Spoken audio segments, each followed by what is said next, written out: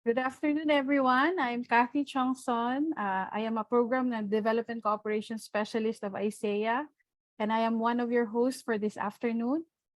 Lani? Good afternoon, everyone. Thank you, Kathy. I am Lani Briosos Macdono, Corporate Partnership Consultant of ISEA, also one of your hosts this afternoon. So welcome to We Talk series number 3. The We Talk series is a learning exchange event of practitioners of the benchmarks for transformational partnerships and women's economic empowerment in agricultural value chains, or BTP, or we can simply call it the benchmarks.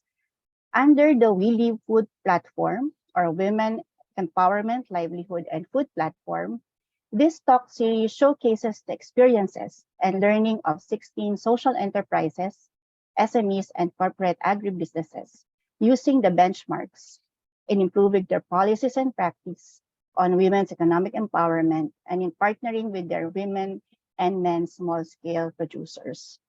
The We Talk series is organized by the Institute of Social Entrepreneurship in Asia in partnership with Bina Swadaya and Yayasan Dompet Duafa in Indonesia and Center for Social Initiatives in Vietnam.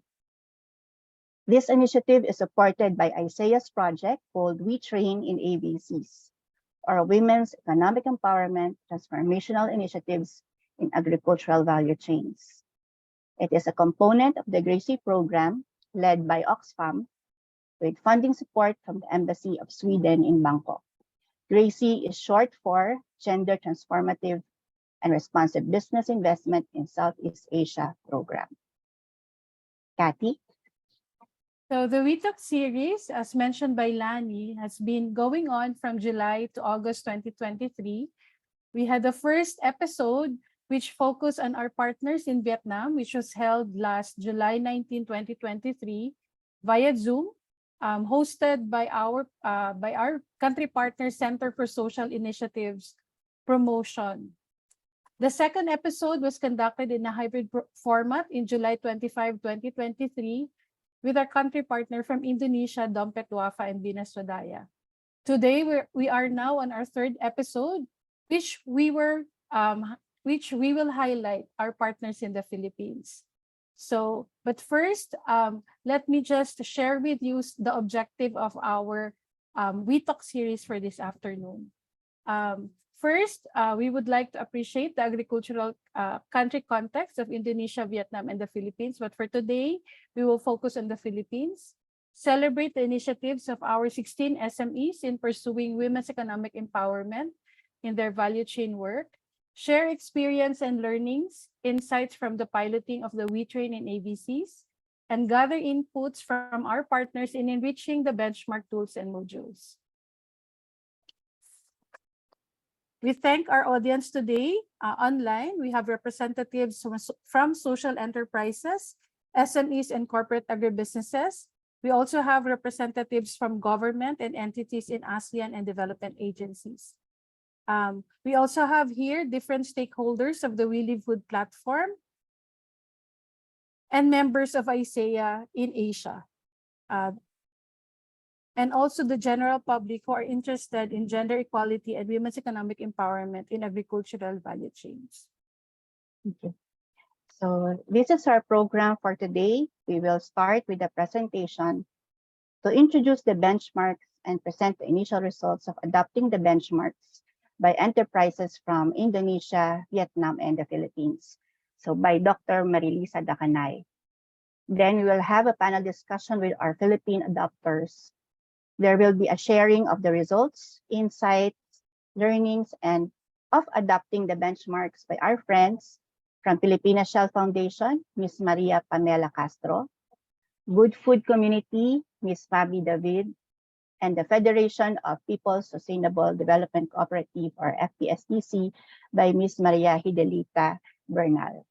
So an open forum will follow the presentations before we have a synthesis and then closing. Okay, so to kick off our program, may I introduce our first speaker. Dr. Marilisa Dacanay is the founding president of the Institute for Social Entrepreneurship in Asia. She is a pioneer in social entrepreneurship education and research in the region. She is a Social Innovation Thought Leader of the Year 2019 awardee of the Schwab Foundation for Social Entrepreneurship. Dr. Dacanay is a coach and mentor of SE practitioners and research institutions and a bridging leader promoting dialogue and collaboration between social enterprise sector with government, business, civil society, and academia to achieve greater impact.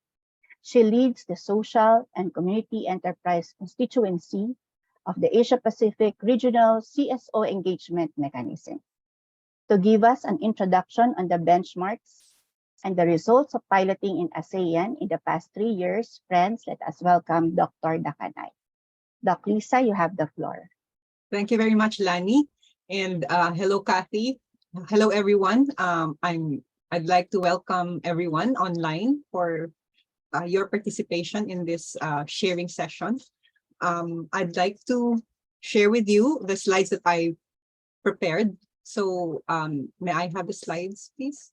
My presentation will be on piloting the transformational benchmarks in agricultural value chains, particularly the results and insights from Southeast Asia.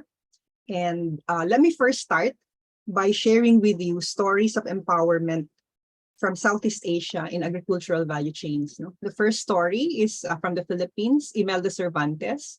She used to be a landless agricultural worker, but now she's an entrepreneurial farmer leader of the Negros Organic Fair Trade Association after years of partnership with the Alter Trade Foundation Incorporated, where they actually had an empowerment program for agrarian reform beneficiaries. The second story is about Wasti from Indonesia. She used to be a powerless stripper of mussels, but now she's the chairperson of the ISM Sinar Abadi Cooperative. In Indonesia, there's actually zakat, which is the tithes for Muslims. And she used to be a receiver of zakat or alms. Now she's a giver of zakat or alms. The third story is about Pin in Thailand. She used to be an assetless fish vendor, but now she's the head of a fish processing and slicing group of the Fisher Folk Enterprise, a social enterprise selling a brand of coastal resource management harvested fish in Thailand that are actually free from chemicals. And then the fourth story is about Juanita Mamo, again in the Philippines. She used to be a voiceless indigenous woman in a male-dominated tribe, but now she's an elected chairperson of the Council of Elders of the Tulaman Manobo Dulangan organization, which is a people's organization engaged in the coffee value chain in Mindanao.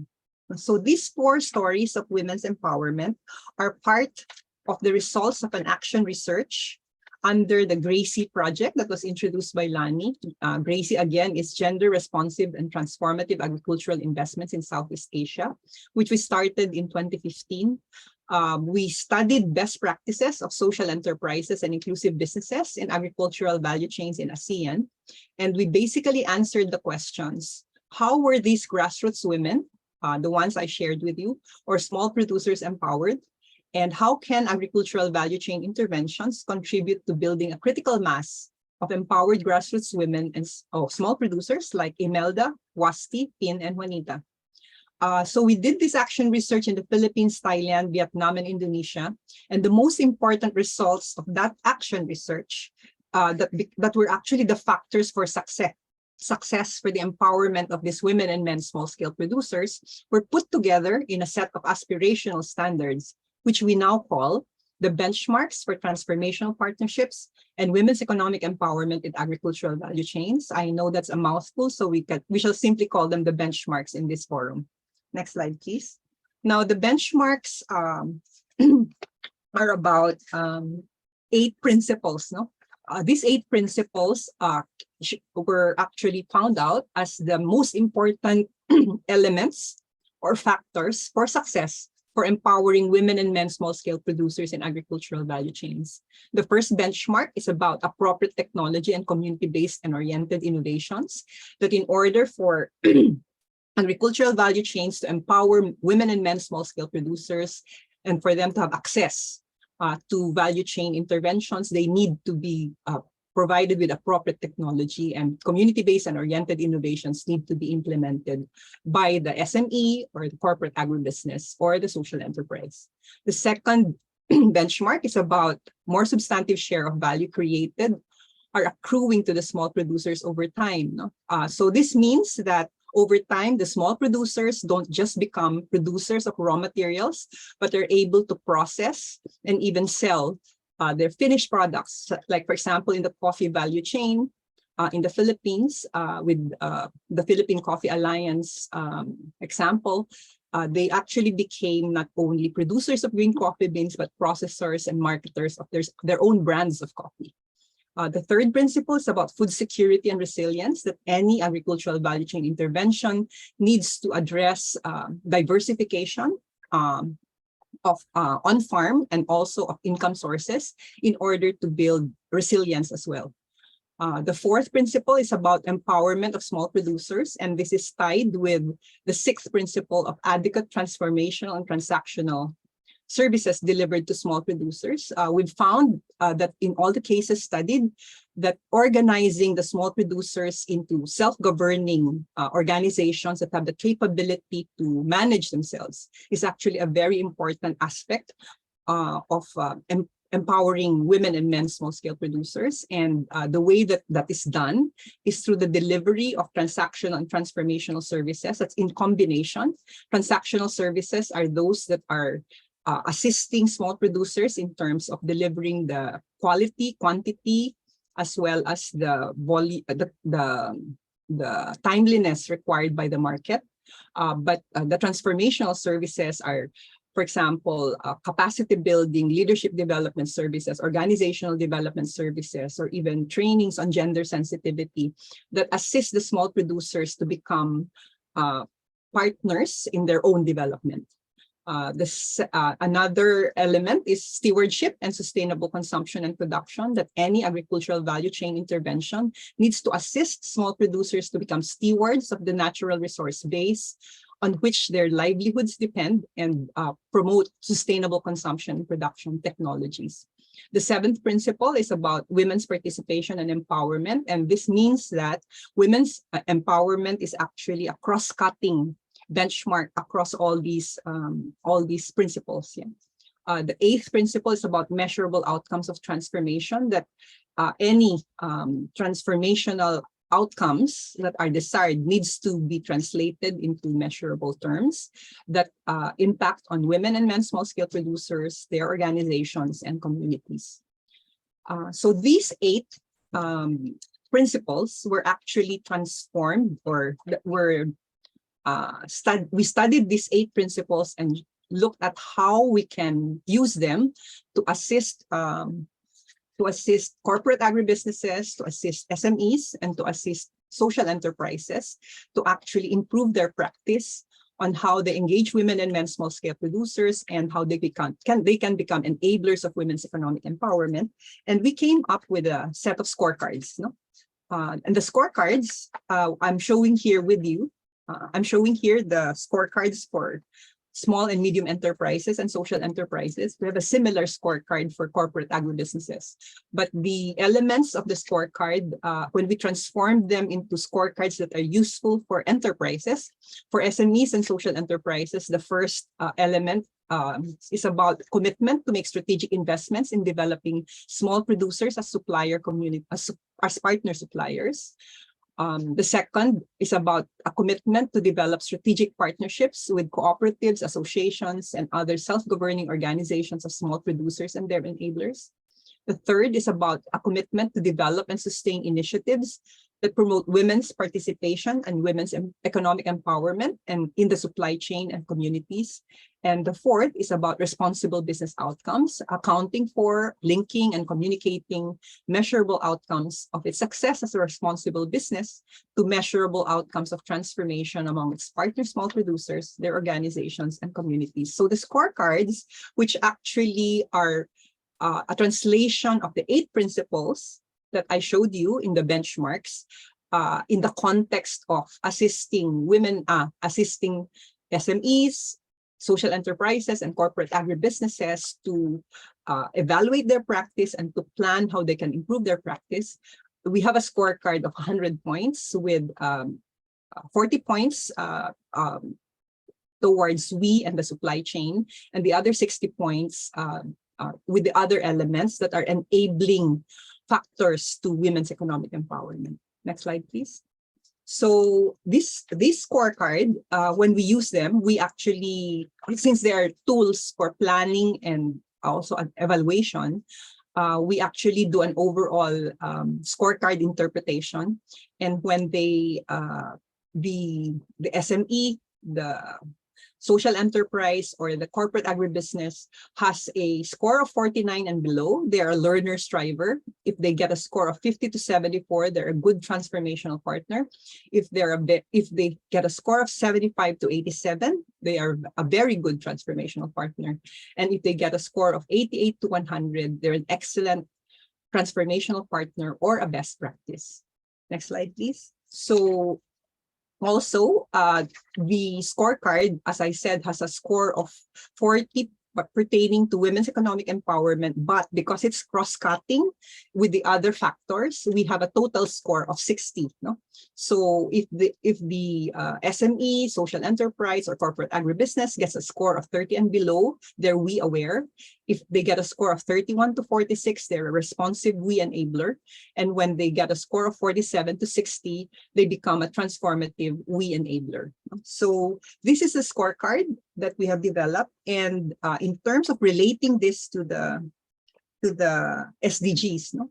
The Sustainable Development Goals that social enterprises, next slide please, inclusive businesses and agricultural value chain players actually contribute to, in terms of the benchmarks in relation to the SDGs, are they contribute to zero poverty, no hunger, reduced inequality, decent jobs and inclusive growth, inclusive and sustainable industrialization and innovation, sustainable consumption and production, sustainable communities, and women's economic empowerment as a cross-cutting goal.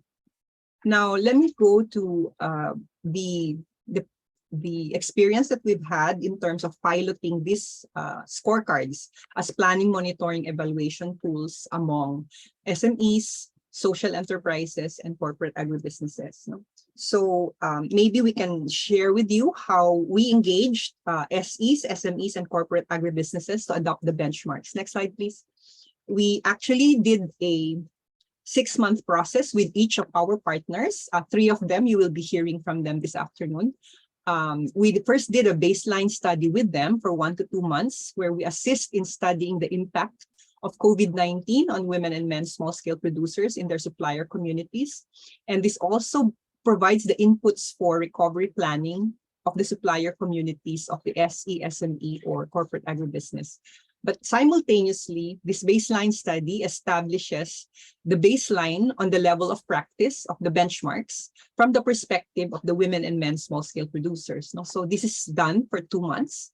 And then we assist the process of the SME, SE, or corporate agribusiness stakeholders having an orientation and planning session, which the preparations and the actual conduct happens for 1 to 2 months. We conduct a seminar workshop on the benchmarks. This is usually 4.5 days online or 2 days face-to-face. No? The 4 half days online is, of course, just half day. That's why it's 4 days. But if it's continuous, it's 2 days face-to-face. So here in this orientation and planning session, we not only orient the stakeholders on the benchmarks, but also do a validation of the results of the WE score and BTP WE score, no? The benchmark score that we gathered, no, from the baseline study with the other stakeholders. And then we facilitate a process where we come up with a final score for the SME as social enterprise or corporate agribusiness. And then our team also facilitates women's economic empowerment action planning, looking at how they can improve their score on women's economic empowerment using the benchmarks as tool. So after that, there's a 3 to 6 month process of We Plan implementation, or maybe we should say initial We Plan implementation, where we actually help or assist in monitoring and assisting the corporation, SME, or social enterprise to implement their We Action Plan. So across the three countries, next slide, we actually piloted this with 14 enterprises in various value chains, engaging 70 to 3,000 small producer households.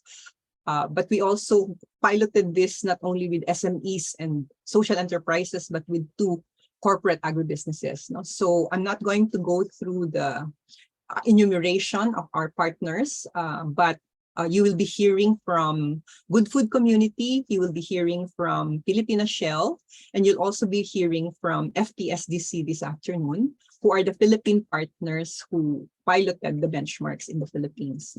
So next slide, please. Now, what are the observable changes among enterprises implementing their We Plans? No? So in 6 to 12 months, these are the observations that we made. The investments that were done within the enterprise that piloted include awareness raising on gender and women's economic empowerment, including discussions on care work and instituting flexible working hours for women. As we know, women are actually facing the problem of the burden of unpaid care work, no? And instituting flexible working hours is actually very important in order for the women to be assisted in responding to this problem. Of course, the conduct of gender analysis within the company or the supply chain, defining where the women are and what their needs are as input to program development for women. And then developing a planning, monitoring, evaluation system that captures indicators on women, because most of the enterprises, even if they monitor, they do not have and capture indicators on women. And then developing communication materials and stories of women in their value chain, the development of survey tools for appropriate technology for women small producers, the development of and integration of gender and We modules for climate resiliency planning, farm planning, etc. So these are some of the investments made within the enterprise.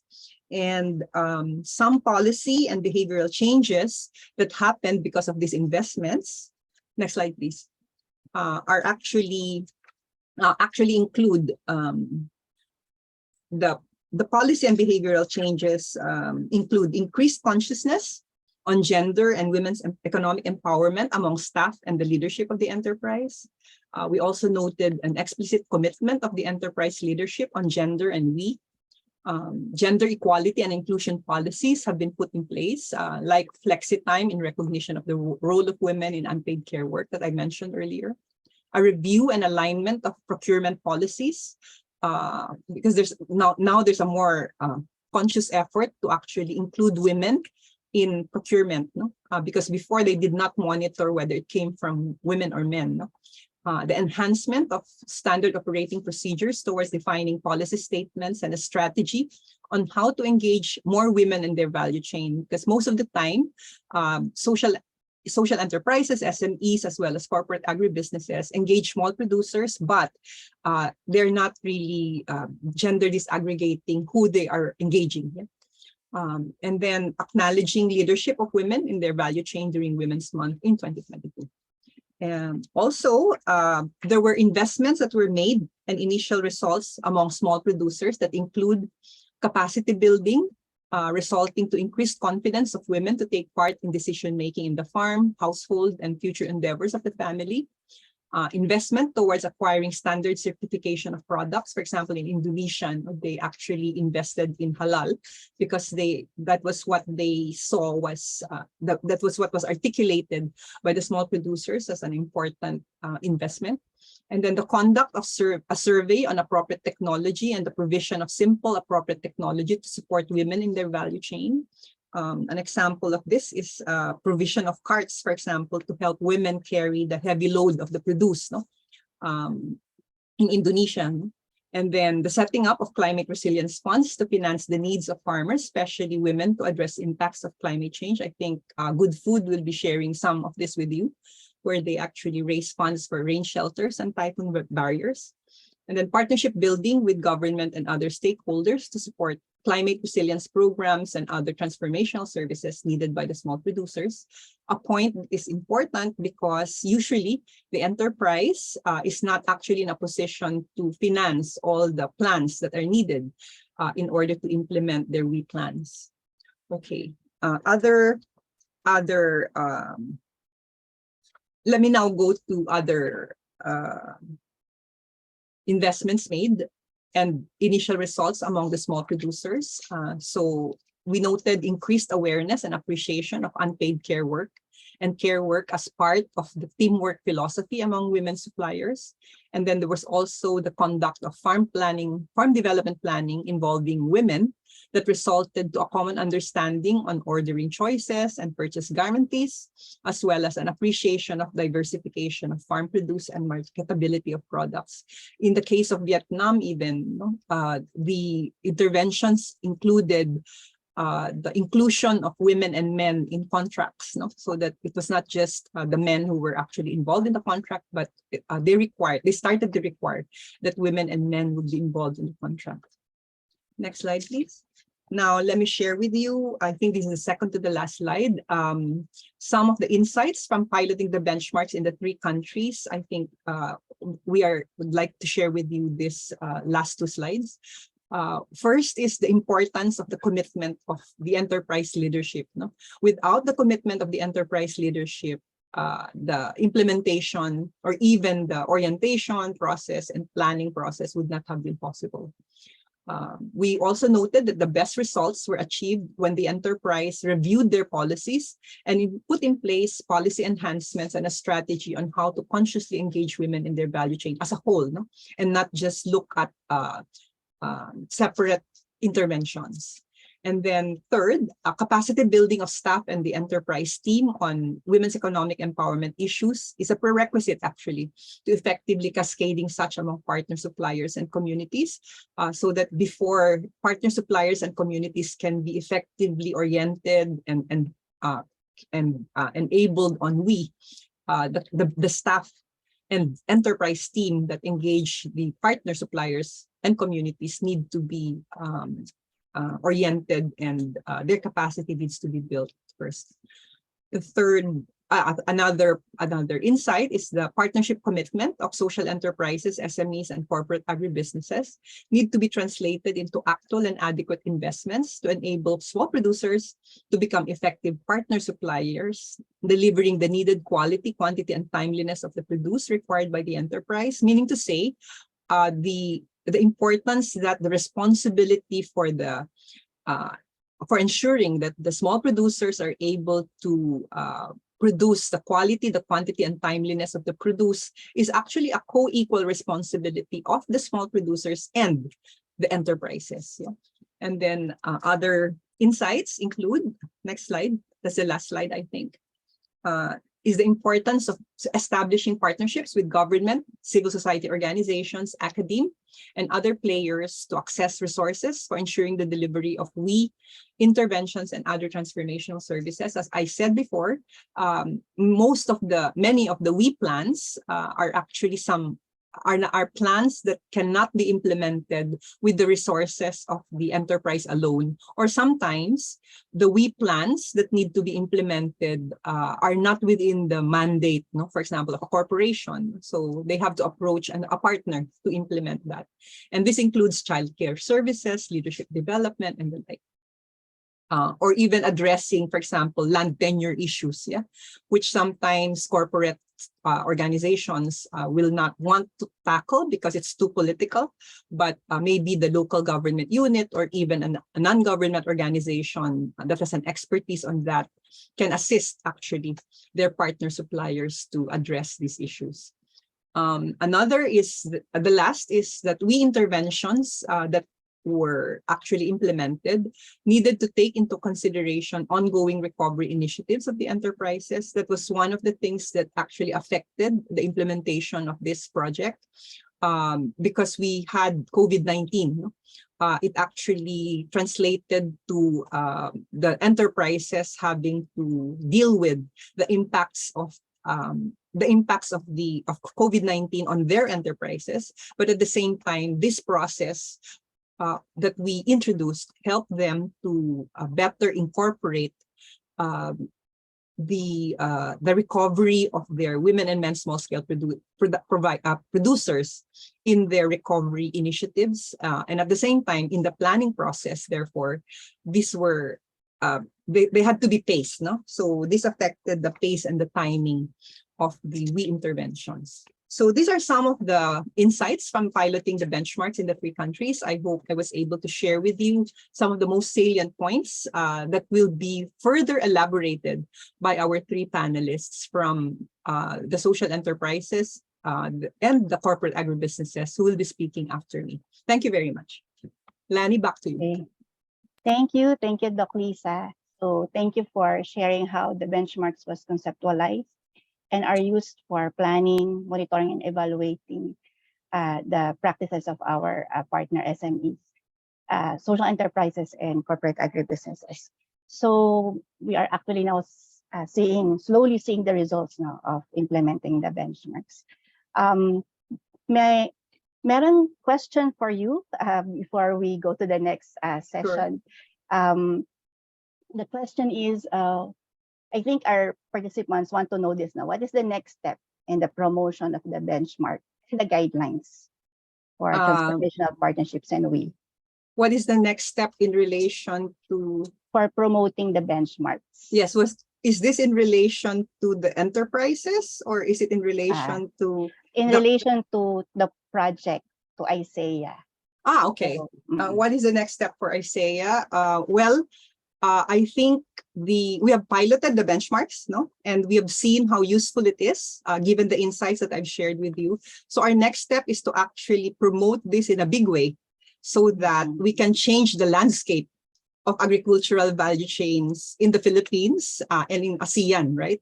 And in doing so, we would also like to engage government more intensively so that the set of guidelines that we were not able to tackle today, but we developed actually a set of guidelines for transformational partnerships and women's economic empowerment in agricultural value chains. That is a set of policies and incentives that government should adopt in order to enable social enterprises, SMEs, and corporate agribusiness to practice the benchmarks, no? So the adoption by governments of these guidelines in the ASEAN member states and in ASEAN itself is also something that we're planning to do in the next few years. No? So it's really widespread adoption of the benchmarks and also hopefully lobbying for the adoption of the guidelines by governments. Okay. Thank you, Doc Lisa. We'll have more time with Doc Lisa after the panelists this afternoon. So I encourage everyone to send your questions and insights from Dr. Lisa's presentation. So we will ask them to be addressed later. So before we go further, let's have a photo session first. And then we request everyone to open your camera. Okay. So I'd like to ask the help of Bads. Yeah. Yes, everyone, may I ask everyone to open their cameras and see the faces of our Philippine partners also who have just have their seminar workshop. Okay.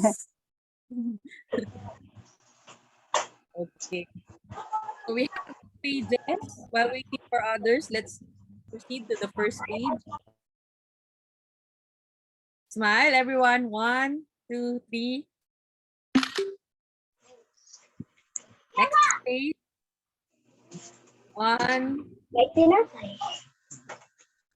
2, 3. There you go. Thank you, everyone. Thank you, Bads. Okay, so to introduce the next session, let me call my partner, Kathy Chongson. Hello, good afternoon again. So we will now zero in to our Philippine partners. No? So in the last 3 years, no, ISEA is promoting actually the benchmark in partnership with the Philippine Business for Social Progress and also the Philippine Partnership for Sustainable Agriculture.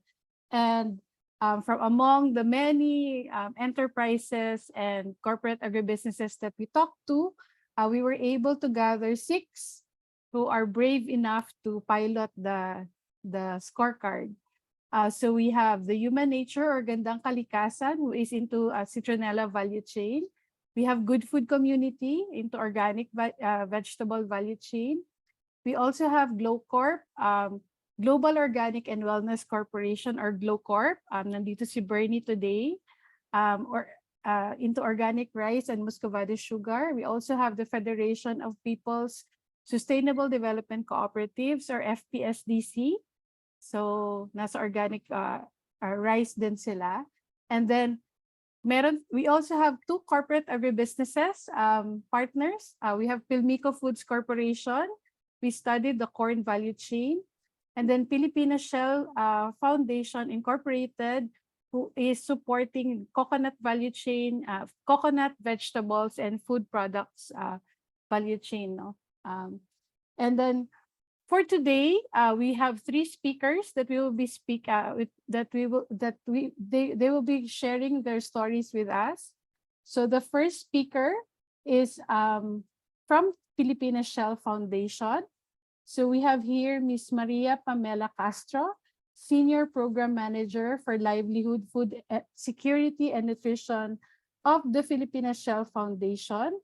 Pilipinas Shell Foundation became a partner of ISEA recently in November 2022, and they just completed the seminar workshop, the second phase of our WeChain and AVC technical support last August 9th, so very fresh.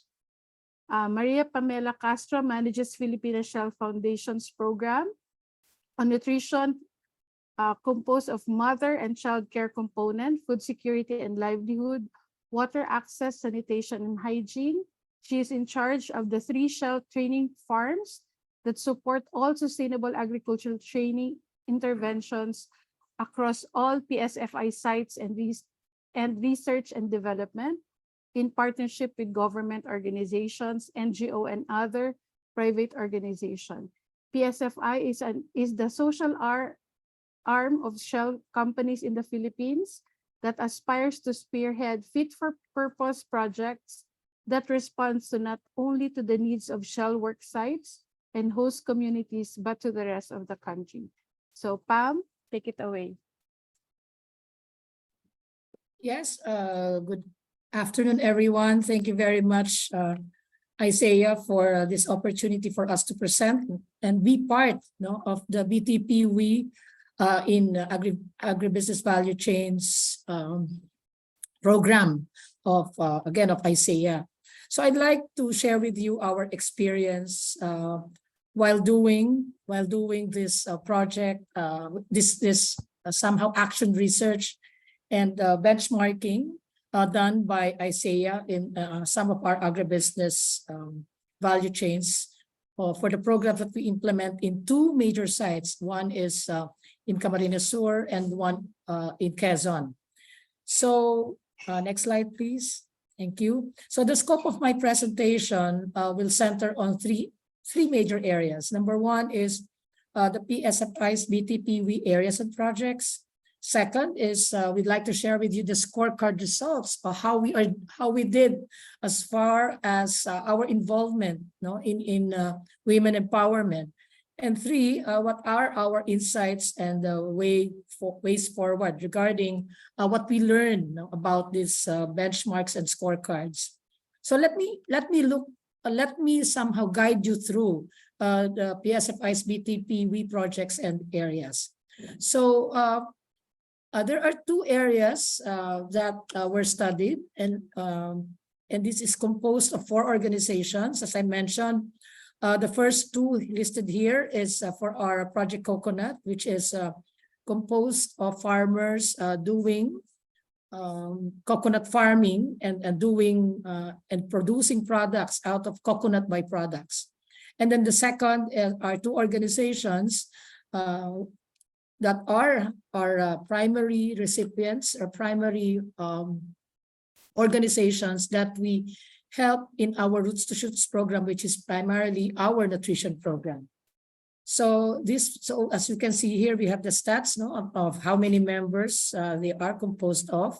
And you can see here at the profile that 90% of the farm owners and farmer are coconut farmers. And then also in another area in Quezon, we have 70% are tenants. So that's the main difference between the two municipalities. Now let me take you now down to Camarines Sur. So there are two organizations. One is an agrarian reform organization, which is composed of 159 members, mostly are banana farmers, rice, veggies. So to add to that are informal sector workers. The fourth group is the Samahan ng Mangingisda ng Dalupaan, which are primarily fishers or fisher folks and spouses of fisher folks. So they do bottled, smoked, and dried fish products. Next slide, please. Now, in the Project Coconut, so Project Coconut simply means collaboration for coconut productivity and nurturing farmers trade. This is a project that we started way back 2017 to 2018. So this is also to support the shell value chain in the production of cocoa diesel. But primarily, we really aim to support the farmers because we all know that the farmers in the country are the most marginalized in terms of the income, and they somehow comprise the lower echelon of the triangle, in terms of the poverty and their condition. So we were able to provide livelihood support in improving their coconut production. We somehow upgraded. We had a varietal upgrading, the objective of which is to improve the production of quality coconuts. Somehow to double their harvests.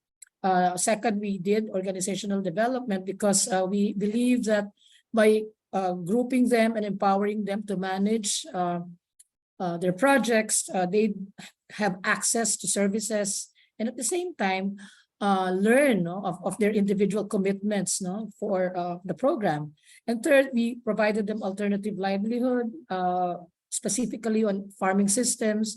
We trained them on handicrafts production, and we have two cocoa hubs actually in those two areas that produces coconut byproducts, primarily coconut jewelries, apart from other coconut byproducts. Next, please. So here is a picture of some of the products, and primarily the cocoa hubs. They are being done in the cocoa hubs, and most of the members rather are women. So the shell beads, the coconut shell beads can be made into bracelets, necklaces, and lanyards. And these products are actually always included in the shell catalog every year because we want to help them and we want to market their products. Okay, next please. Now let me move over to the Camarines Sur project, which is the Roots to Shoots. So in the Roots to Shoots, it's actually a holistic approach that we did to help alleviate the country in terms of its nutrition status. So we want to prevent wasting. We want to lower down the prevalence of wasting, stunting, and undernutrition, especially for the first 1,000 days of a child. And as you can see here, we have mother and child care, food security and livelihood, water sanitation and hygiene as the major interventions in order for us to attain. And if you notice, food is definitely tied up to nutrition. So that's why it's an important component. And if you see here, when we talk about mother and child care, we talk about health sessions, behavior change communication, parenting program. And when we talk about food security, livelihood, we were able to provide them access to food. We provided them extra income, establishment of agri enterprises. And we provided also training on farming, just like what we did in Quezon. For the WASH, water sanitation and hygiene, we were able to provide hygiene kits, toilet facilities, and water systems, because I think any nutrition program will be put to naught if there is no proper hygiene. The water is not potable, because somehow it can lead to waterborne diseases that can affect the continuity of the nutrition, of the nourishment that we provide to the child. Next slide, please. So you see here, in the two groups that we've studied, the two agri-enterprises that we established in support, of the Roots to Shoots, to provide our women, our mothers, extra income. So we have here two products. The one group is producing banana chips, and the other one is producing processed fish products. There is sardines, there's daing or dried fish, and a lot more. So next slide, please. So I would like to focus on coconut, although some of the roles here are almost the same, because in both of these projects, they are mostly composed of women. The players are mostly composed of women, although in coconut, we can see the distinction on which process are the women and men both active. So you can see in land preparation, it's usually the males. In the planting and in the other cultural management, they are the man and the woman, or the husband and the wife are helping each other.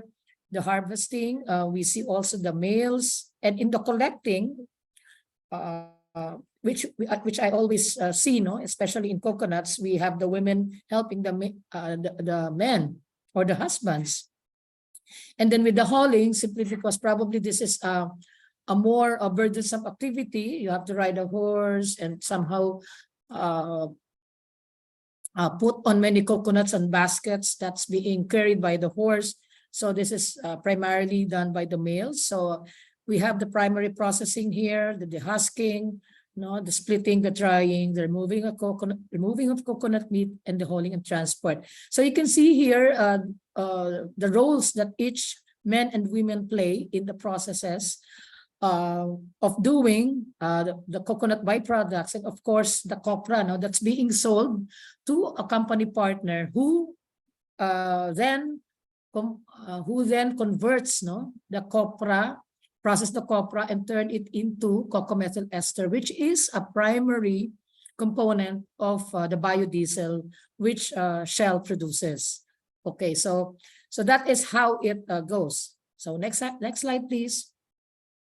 Now, I will no longer discuss some of the other aspects, but especially in the processes, because in the CAMSUR, women, as I mentioned, women are the primary players in the food processing.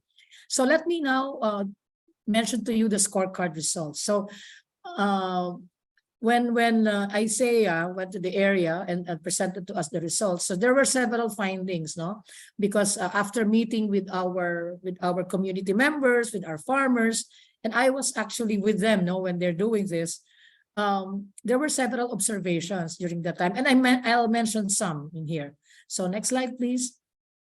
So some of the findings is that the biggest challenge to women is the juggling of work. I think this is not alien to everybody here, because women, how we juggle work or tasks. We have the household, they do the household chores, and then there's farm work and other external work. So I really admire women for doing these kinds of work. And usually in our areas, the mothers assist the children in class modules and has difficulty in the English language. So as you well know, especially during the pandemic, we are utilizing the elementary schools are utilizing class modules online. And I'm sure you very well know that the mothers are the ones really helping out their children in attending the classes, okay?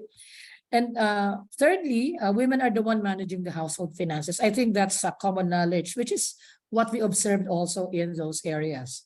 And there are stresses associated with the multiple burden, which has impacted somehow on relationships, because there are somehow stresses, and strains on the relationship that as a result of these stresses, especially if you're a husband and the wife arguing over certain kind of work. We also observe that all the organizations are recovering from the impact of the pandemic. That those years, 2020, 2021, it's really a very hard year for everyone. And when you look at them now, somehow they have recovered and they have resumed with their usual activities. It's good to note, though, that there are enablers who help them recover. Of course, with us as part of the program, there are other NGOs that are also helping us, our partners in both programs, and of course, other people's organizations. I missed mentioning here the government, because the government, like the Department of Agriculture, like the Philippine Coconut Authority, the DTI, the DOST, all of them are helping, no? For everybody, in those groups to recover as a result of COVID, and even up to now. Okay, next please. A very glaring observation also, which I think I mentioned earlier, is that men and women have equal opportunity in joining and leading. I think PSFI is somehow giving this opportunity for all. Although there is no, well, later on I'll discuss that there is no really conscious effort to count the percentages of women versus the males, but because we felt that we have to give them equal opportunity in joining the organizations and in fact in leading them. So as you can see in the picture, this is in the Coco Hub, and majority of the officers are women. Almost all of them are women, and they can really voice their opinions. And as I mentioned, even in trainings, more than 50% of them are women. So what we need to do, so I just summarize, because I just mentioned some of the findings. So down here, I just summarize the things that I think we need to work on. So we need more initiatives that recognize, reduce, and redistribute unpaid care work, because this is something that we are not really looking at to enable the women to to move up the value chain as needed. So we are not really conscious of whether the recognition of their contribution, and somehow there is some work that we think they should be compensated, like the farm work. They're not being compensated on the farm work, and that is one observation that we did. In fact, some of the women mentioned that they just volunteer and they're not given anything. Now, we need to assess and plan on the potential role of women, and this is needed at the level not just of the enterprise, but in the entire value chain and in the entire community. So we look at also at PSFI also as an agribusiness partner to look at all aspects of what each of us has to do, including the value chain at that level, so that we can somehow give value to all the roles that they play.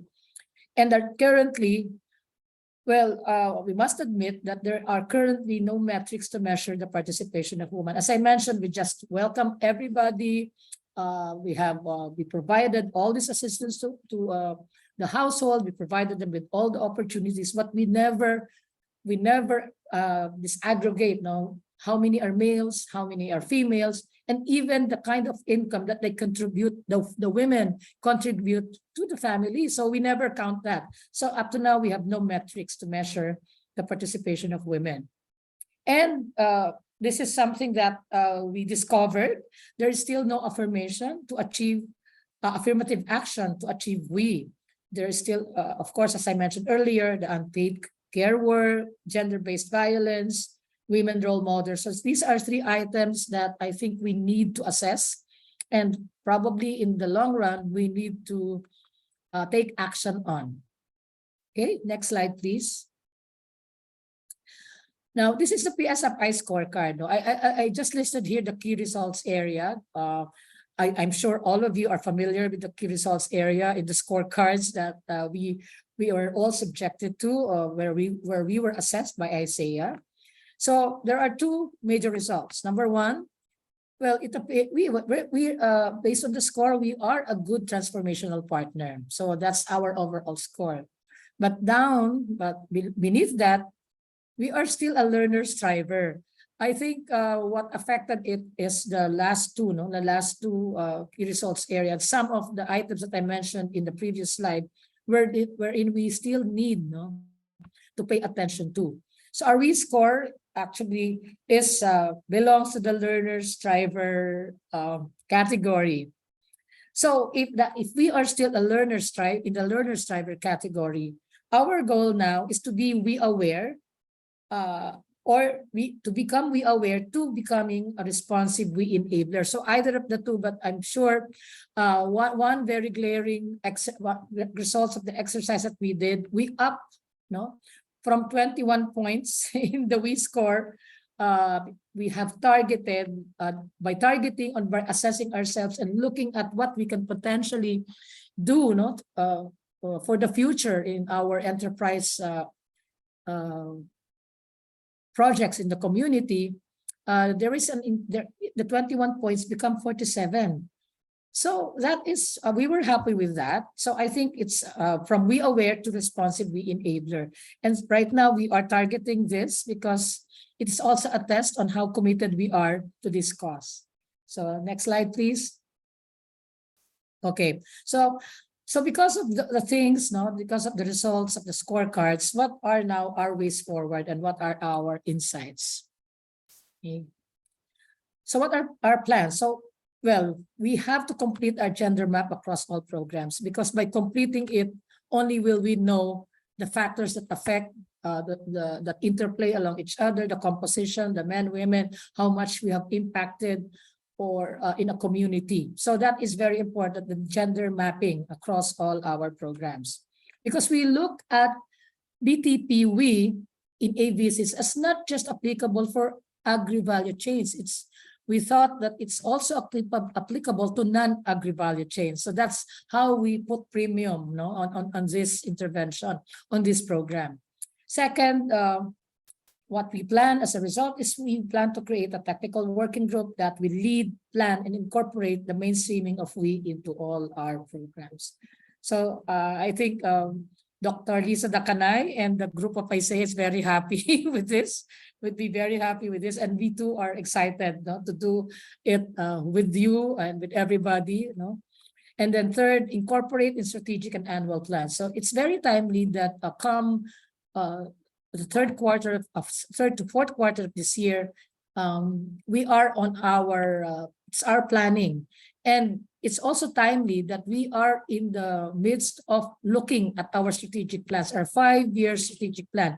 So this is serendipitous in a way that, wow, the gender equality, the gender issue, the women empowerment is here because it's very timely that we can include it in our 5-year strategic plan. And we look forward to also having more capacity building of our staff, because everybody in the foundation should know. For your information, we are 171 strong in Pilipinas Foundation, and we work across the country with several programs. Now we are working with six SDGs now.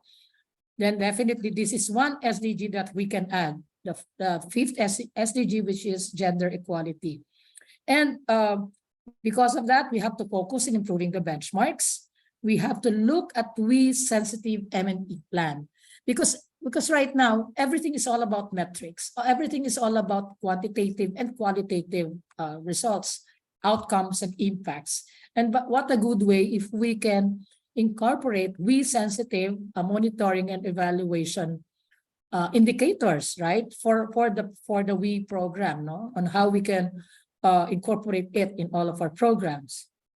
And one last thing that we can do, because we have our fellow corporate foundations in the league where we belong, we want to spread the good news to our network. So we have fellow members in the League of Corporate Foundations who might be interested in doing the same, because after all, we're all doing this for a cause.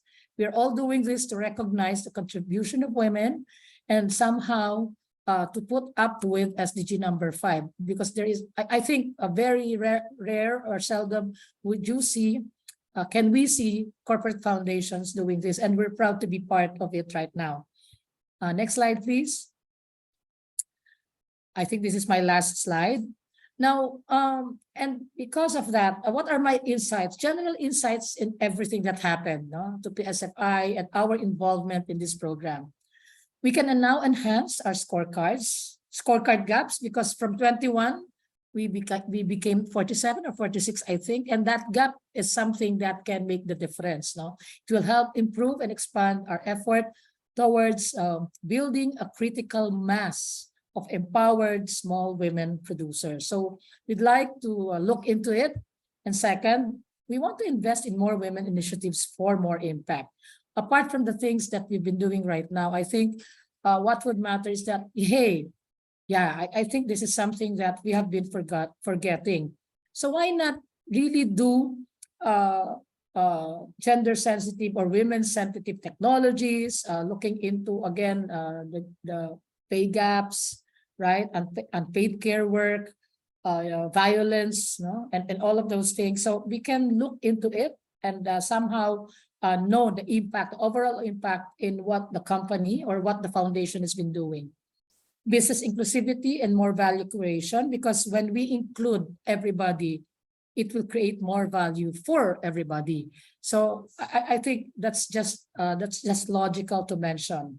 And strengthened supply chain coordination definitely will also result to business inclusivity, more impact to the communities we serve. Now, I'd like to share the last one. I don't know if you're familiar with this, but this is a covenant for shared prosperity. Now, covenant for shared prosperity is something that we do not just to our organization, but to our supply chain and value chain. Meaning, we just do not mind us, but also mind the others as well. Our own suppliers, somehow spread the good word. Our stakeholders rather are enablers. Make them know the benefit of including women empowerment or gender sensitivity, SDG number 5 in their program. So it's not just us doing it, not just other organizations, private organizations, foundations, but everybody in the supply chain. Everybody's been helping us, because after all, we want to benefit them. That is what we call covenant for shared prosperity, sharing the benefits to everybody, and not just to the foundation, not just to a single community, but everybody, including the enablers. So I think with this, we stand to learn from everything, and we are very excited to implement it. And I'm sure in the next series, probably, I don't know when is the next one, but in the coming, probably in the very near future, at some future time, probably we'll now be able to share the results of what we plan to do. So next slide. So with that, maraming salamat. I'd like to emphasize sama-samang pagtulong, sabay-sabay na pagsulong. So over to you, Lani. Thank you very much, Pam, for that very inspiring, the kwento about the journey ng Shell, for the past 3 days, actually.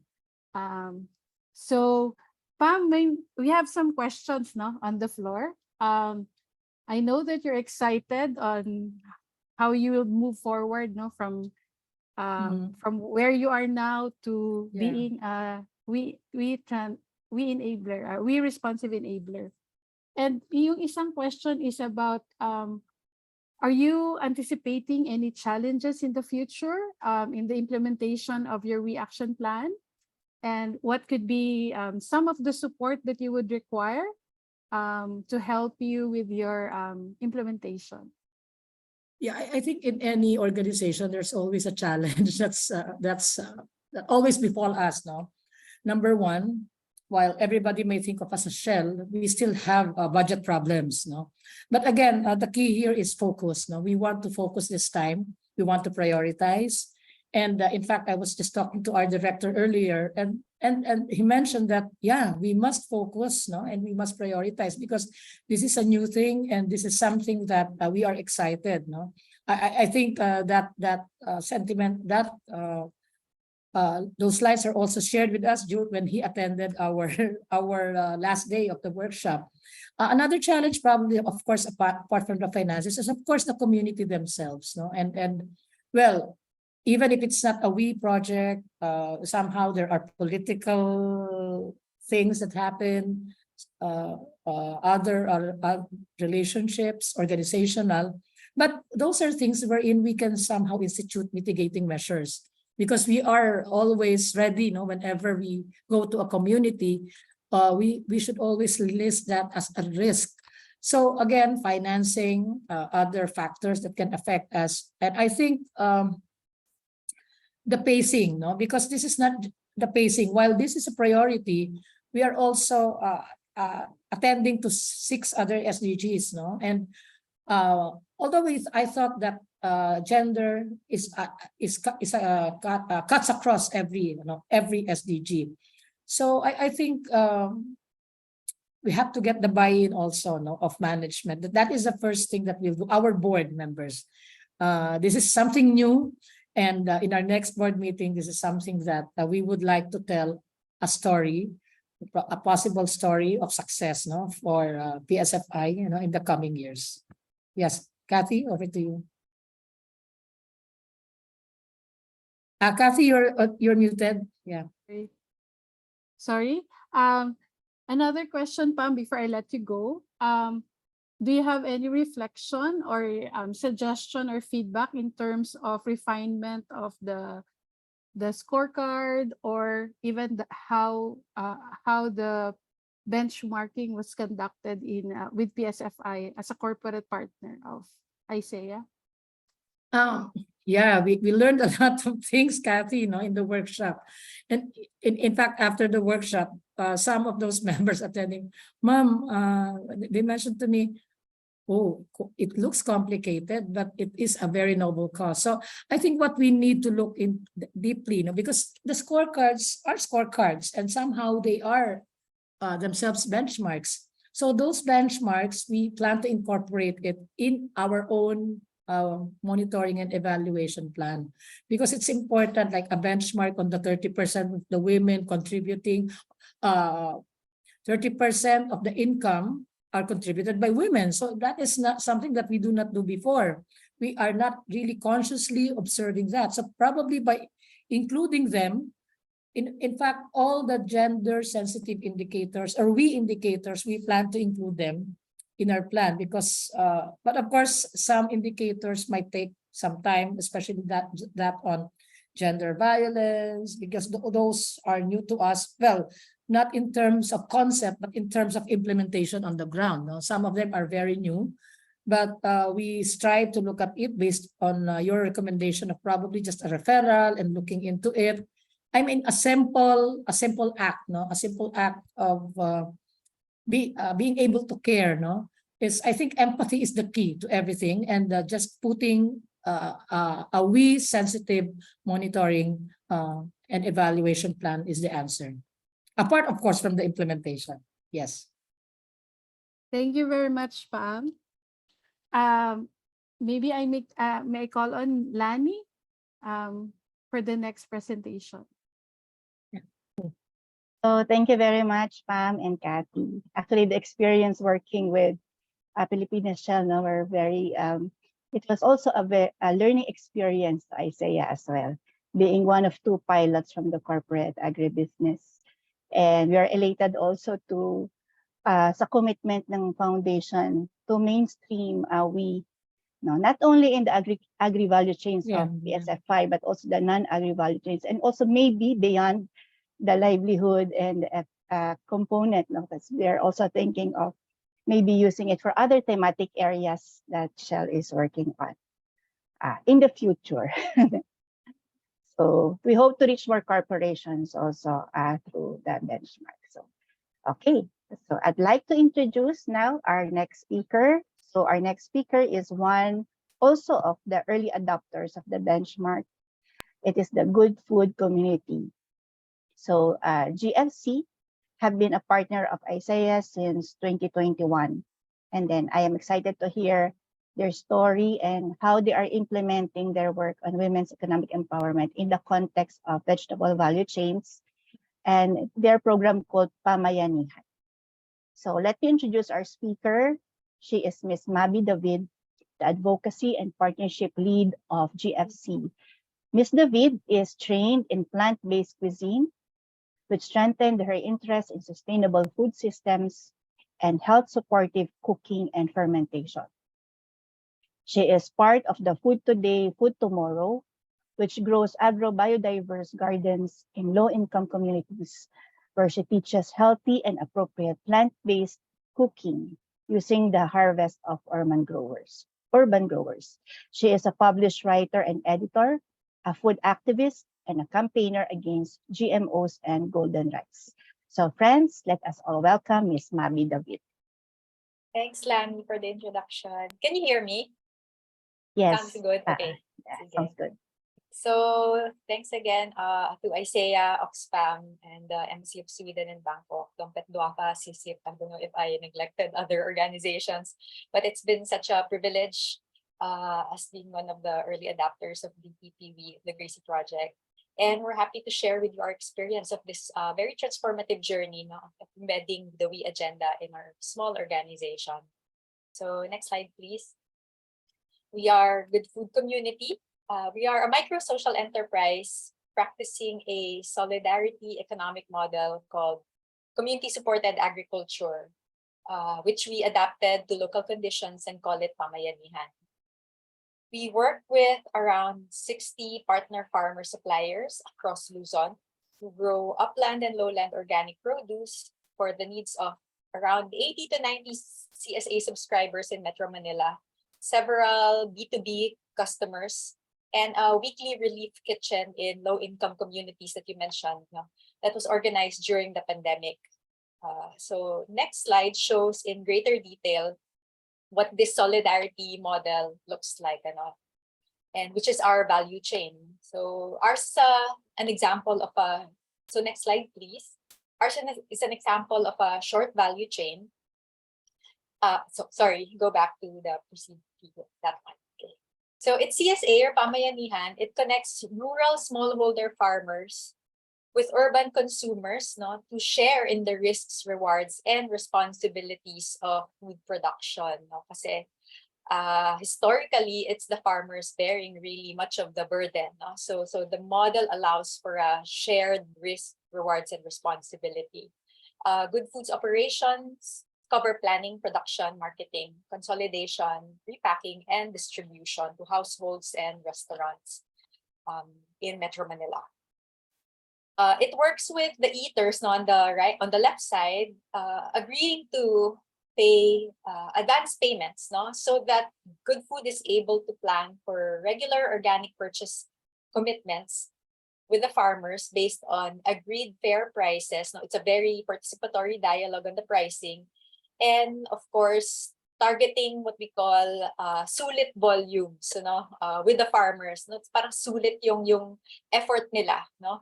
We also work with the farmers to build their capacity for leadership and organizational development and collective marketing, including supply planning, quality control policies, and logistics support.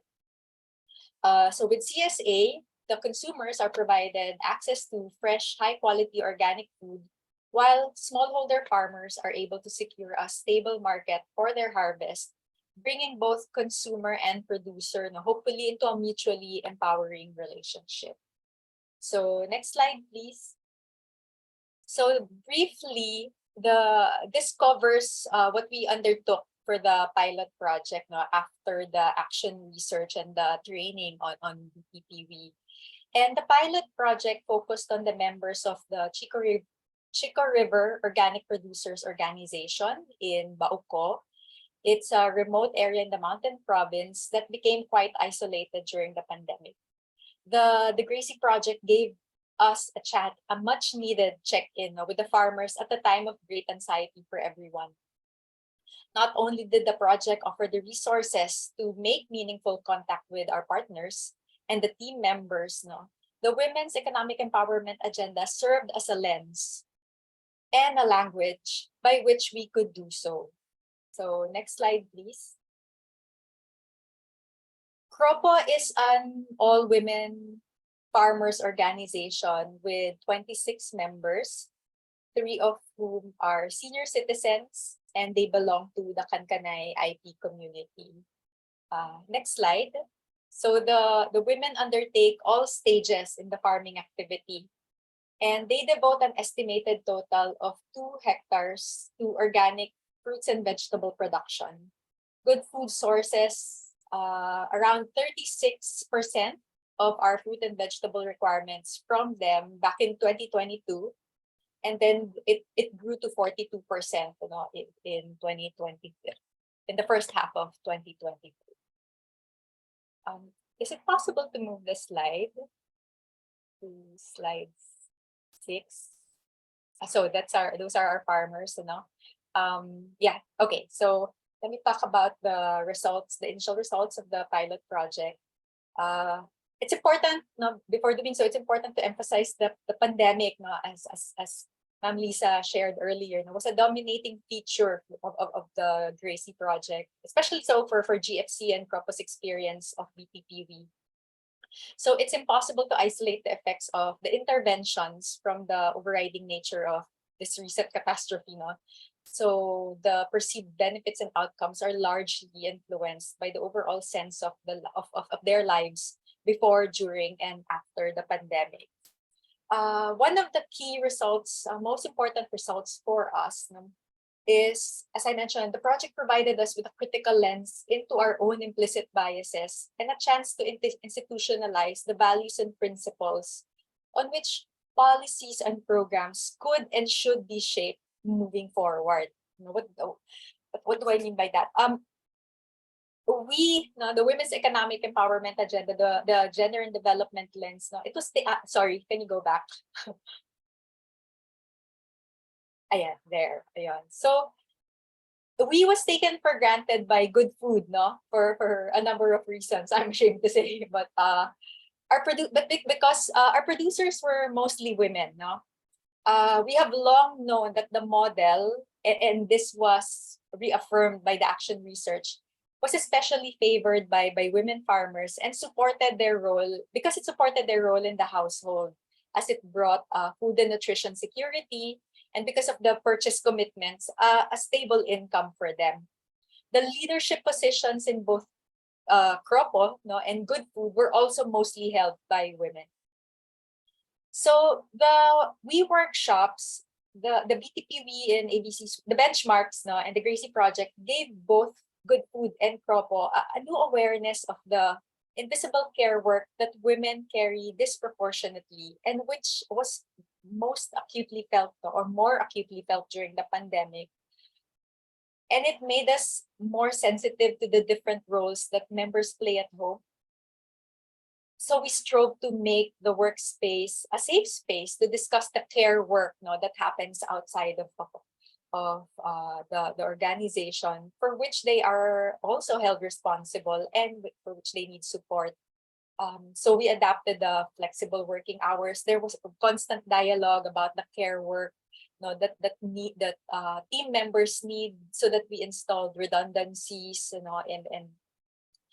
adapted with guidance from best practices shared by Kathy during our calls. So that we can support the care work of our team members and our farmers. We realized that in the past, our blind spot bypassed a lot of the opportunities for women and other similarly disenfranchised sectors to participate in, articulate, and advance the outcomes they want for themselves. So we took the benchmarks in the GRAISEA project as a way to be more deliberate about the principles of equity, diversity, and participation behind our work, so that we could transform our culture. Has to start inward, and then begin influencing our partners and amplifying the role played by women in the food system. So a second major outcome has been the process-oriented practice of engagement to advance this agenda. Embedding the We Action Plan. We embedded the We Action Plan in our farmer development plan. In the past, there was no while we're aware of how it supported, the FDP supported women farmers, we became more deliberate about embedding the We agenda to make the investments to restart after the pandemic and enhance our collective process of visioning, discussion, action, and sharing feedback with the women farmers. So next slide, please. And we felt that these internal changes within the process and of course the values, all these strengthened our identity and resilience as a values-driven organization, as a social enterprise working towards a more just food system. The pilot project also provided regular opportunities for the farmers to examine, understand, and surface their needs. We held several workshops with them, and even the development of the policies on procurement were done in consultation with them. So we realized the importance specifically of rebooting, I'm going to focus here specifically on rebooting the crop programming process, which deteriorated when people could not gather and needed re-examination as the pandemic brought unprecedented changes in how people live. So we completely reconstructed it under the GRAISEA project, with the farmers this time taking an active role in redesigning, testing, and critiquing the crop programming on which our model is built. We cannot overemphasize or overstate the importance of this particular outcome, given we know how rare it often is for historically marginalized groups such as women farmers to be part of a shared process of interrogating, testing, and adapting an organization's business model. And we're grateful for the GRAISEA project having given that opportunity. Through the crop programming and business or market strategy workshops, the farmers were able to adapt their farming practices or processes to be more resource intentional, from growing high volumes to high quality plant diversity. Finally, the impacts of this enhanced process was felt most powerfully in discussing the effects of climate change on our women farmers. You can see the rain shelters that we were able to supply through our climate resiliency fund. GFC, we have long known the effects of typhoons, extreme weather on our farmers, but the benchmarks and the GRAISEA project helped articulate what the farmers most urgently needed for resilience: rain shelters and more demand for their produce. So it became an immediate priority for us to create a climate resiliency fund. And the farmers consider it as one of the best outcomes of this partnership. We launched it during the Crisis on Our Plate webinar under the GRAISEA project, and it has been a chance to engage consumers and other partners in supporting small farmers in their resilience journey. So we also began strengthening our product development and diversification strategy to grow further demand and to diversify and increase our income streams to be able to sell more produce. This came after the case study was completed, but we also just launched seed saving and seed banking workshop and initiative. So there's a tripartite agreement between Global Seed Savers, Cropo, and Good Food in establishing trial seed farms in their respective farms, trial seed banks in their respective individual farms, given the crucial role of women in seed banking. It really rests on the women to be able to save the seeds, and which is especially more important for an IP community, and saving culturally appropriate food. So we're glad to have started that. Sayang hindi nasama sa case study. So next slide, please. So in terms of the specific outcomes, however, for women, the farmers were more reserved in their assessment of Good Food and overall the project.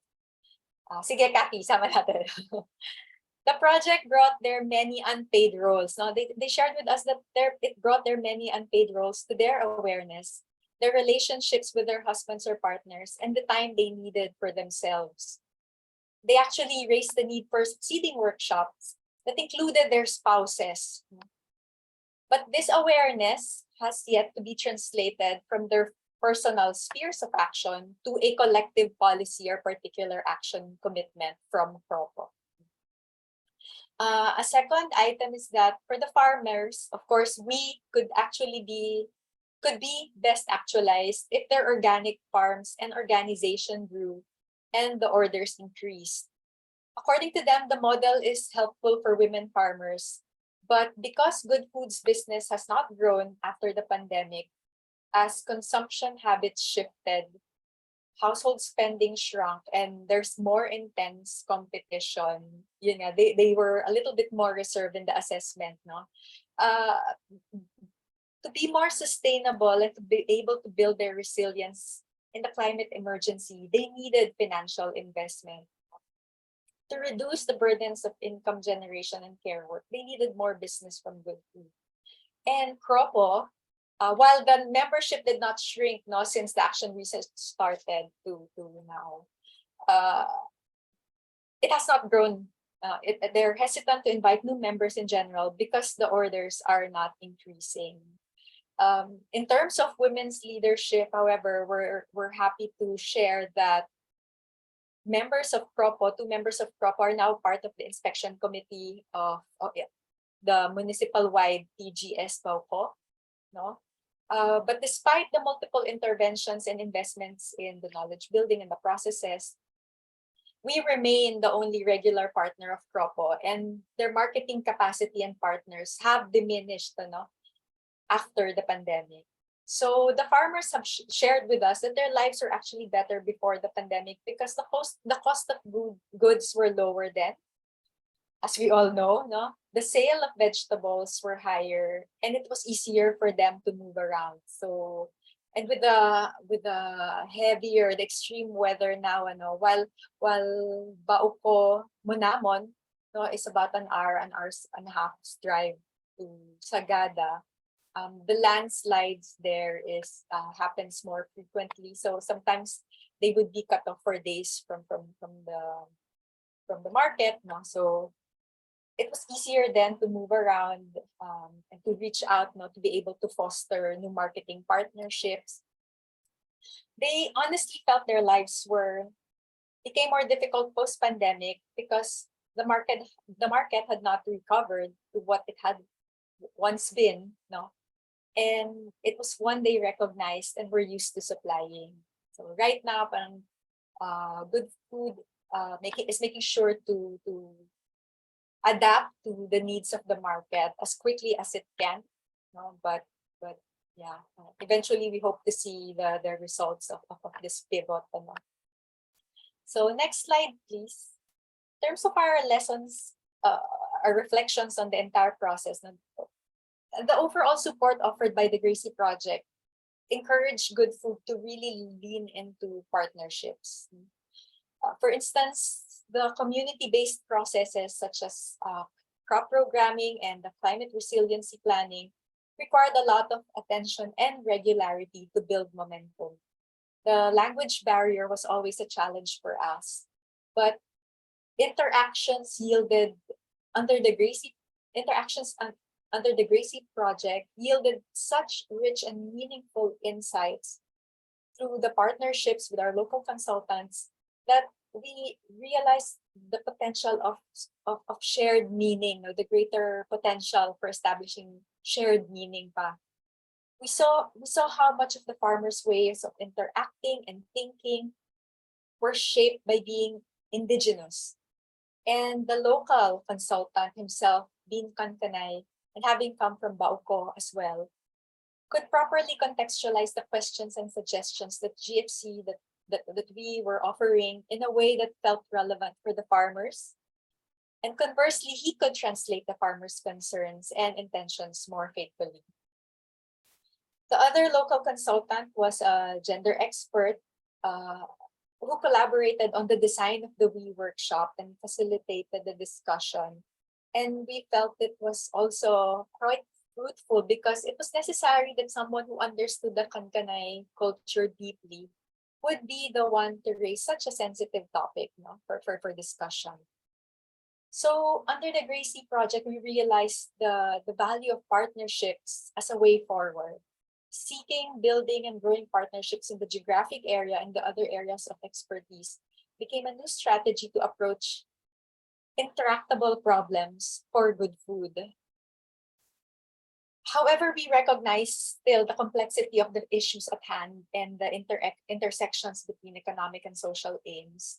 While social capital and enhanced relationships are definitely appreciated, we realize the outcomes will remain limited until there are perceived material gains in the lives of the women farmers.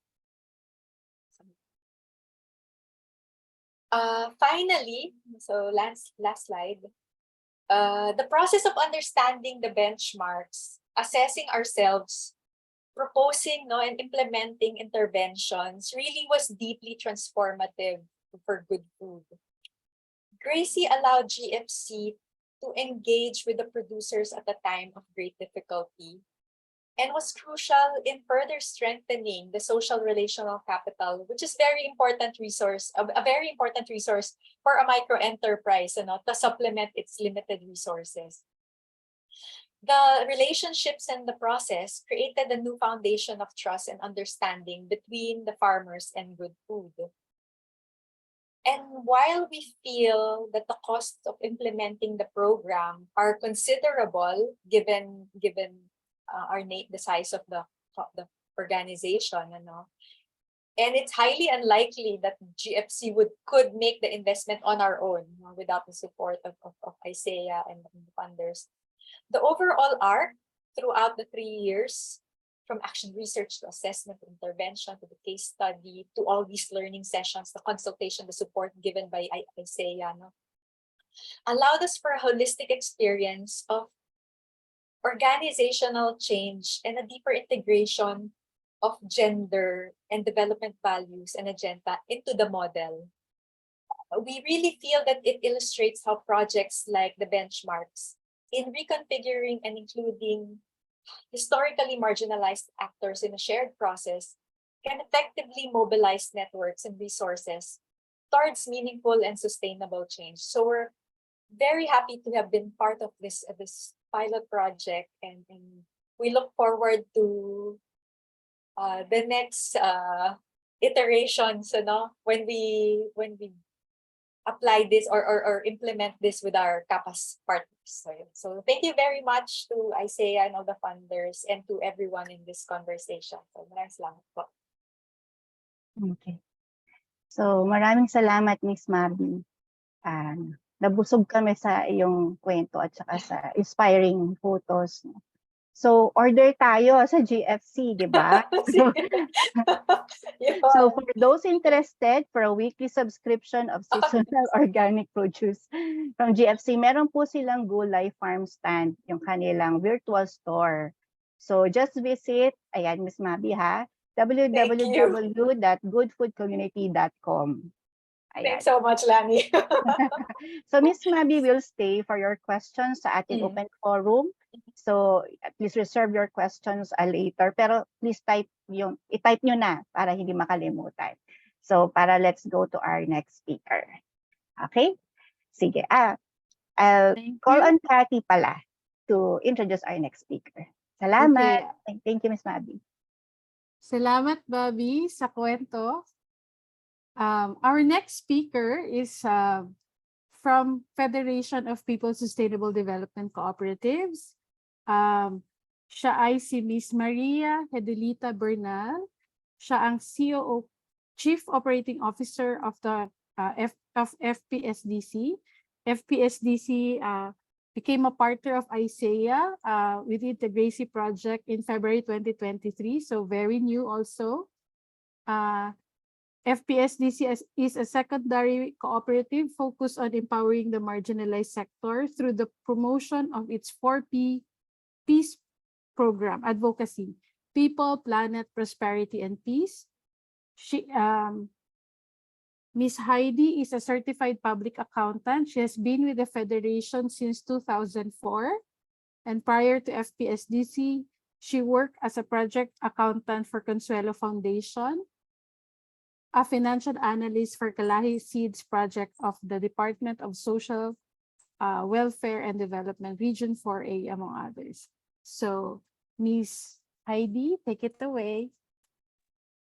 Yes, magandang hapon. Okay. Naririnig pa? Kaklaro po ba? Yes, magandang Yes. hapon.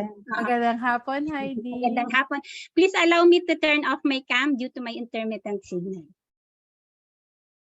Okay. So, thank you, ISEA, for inviting FPSDC to be one of your speaker this afternoon. Kanina sinabi na nga na we're just a new partner of ISEA and we just attended last July 2023. Okay, so this next slide, please. So this will be my presentation. So I'll introduce about FPSDC and then the profile of the enterprise subject to the study of ISEA and the experience of FPSDC during the 2-day trainings and the reflections and learnings.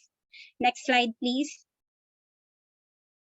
So introduce ko lang po si FPSDC in passing. So FPSDC started in 1994 as a program of partnership for the development assistance in the Philippines. Then after 4 years, it has been spun off and became a secondary type of cooperative. So it has been registered in 1998 with 21 founding members. And right now, this is our 25th year. So we're celebrating our anniversary. Next slide, please. So these are the members of FPSDC. We have a total of 124 members. 50% of that, or 62, are into lending, while the other half is into production, marketing, input financing, among others. Then 49% of the membership of FPSDC, that's 61, are in Mindanao. So 82% of FPSDC members are regular, while 18% are associate members. Next slide, please. So this is the organizational structure of FPSDC. The members of FPSDC compose the General Assembly, and we have the elected governing board and officer audit committee. And then we have 8 appointed committees. So one of that is the Gender and Development or GED committee. Next slide, please. So for the FPSDC governance, we have 32 individuals. So that's composed of the governing board, committee, and other officers. So 53% are men, while 47% are women.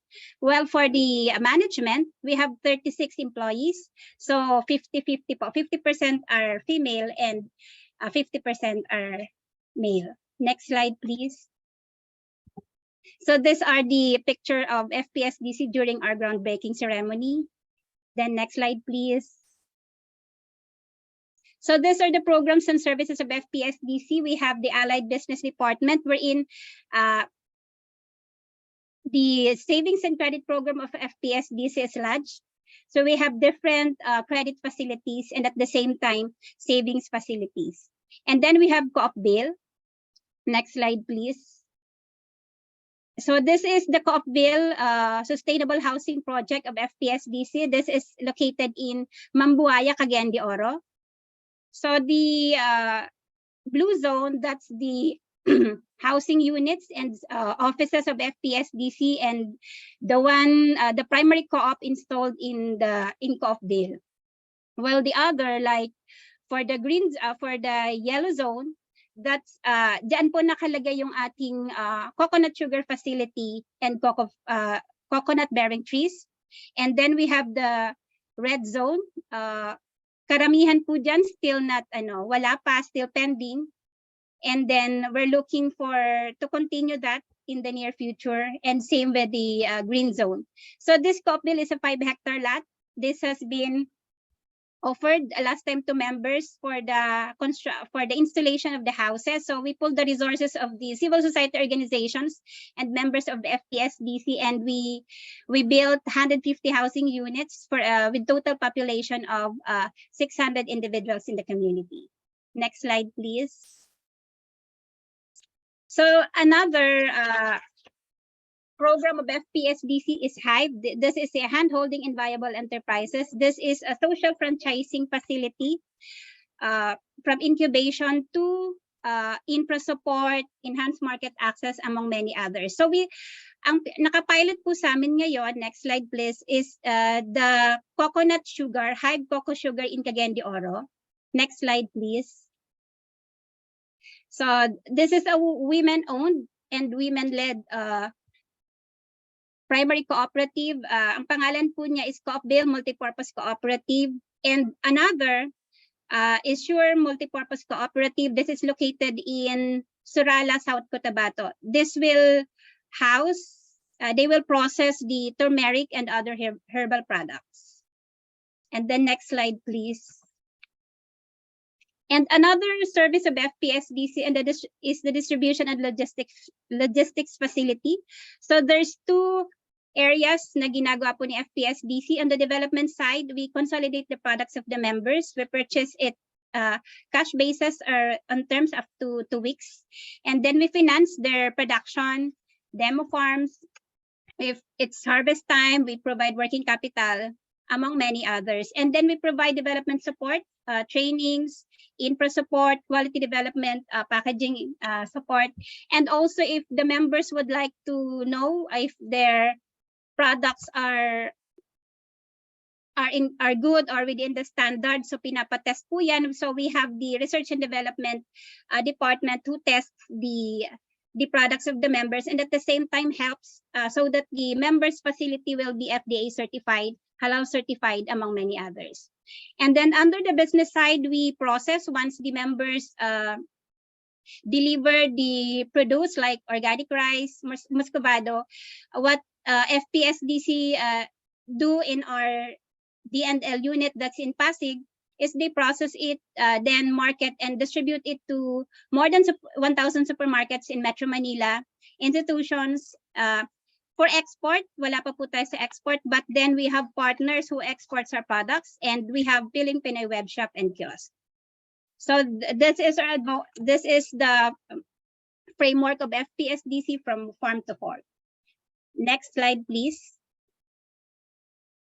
So this is the brand of FPSDC. Dalawa na po. We have FNC brand that caters for the market segment A to C. That's farms and cottages. And last April, we developed another brand, which is Finest Choice, that will cater market segment C to D or E. Next slide, please. So these are the different products of FPSDC under the FNC brand. So makikita po ito sa mga supermarkets. So different SKU and different colors for the rice, and also for the muscovado, different SKUs. For right now, the best-selling product of FPSDC is the muscovado sugar. Next slide, please. Also, FPSDC has the cyber platform, which is the Piling Pinoy, but right now this is for the advertisement of the products only. But then the FNC products can be pwede siyang mabili from Robinsons, which is one of the partners of FPSDC, Metro, SM, Pure Gold, among many others. Next slide, please. So these are the partners of FPSDC. We have international partners and local partners. For international, we are partner of International Cooperative Alliance and the subsectors of the ICA. And at the same time, FPSDC has been appointed as the executive committee member of ICAO. And then we're also a partner of Agriterra and Grameen Foundation. And for the local, recently we're a partner of ISEA, and also a partner a long time ago of FSSI, among many others. Next slide, please. So this is the institution building framework of FPSDC in order to have strong FPSDC and at the same time empowered members. So we provide different IB services. That's capability building for FPSDC and for the members. So in different forms. Next slide, please. So last quarter of 2021, we launched the first batch of our YLEAD program. So yung batch 1 po natin, they completed the 3-month course in Feb 2022, and another batch for the YLEAD 2, it will be launched by end of the year. Next slide, please. So these are the products developed by the YLEADers. Next slide, please. So these are the partner farmer cooperatives subjected by the study of ISEA. We have 2. We have Pecuaria Development Cooperative. This is located in Bicol, and Kooperatibang Likas ng Nueva Ecija in Muñoz, Nueva Ecija. So for Pecuaria Development Cooperative, they have more than 1,700 members, and 40% of which are female. While for the Kooperatibang Likas ng Nueva Ecija, they have more than 300 members, and 35% of that are female. For Pecuaria Development Cooperative, they more than 3,000 metric tons of rice is being delivered to FPSDC annually, while for Kooperatibang Likas ng Nueva Ecija, they are delivering 150 metric tons annually for brown rice to FPSDC.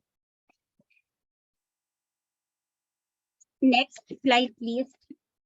So ISEA conducted the study for these 2 cooperatives, and these cooperatives nasabi nila yung kanilang mga challenges, like for example, for the high price of inputs and gasoline.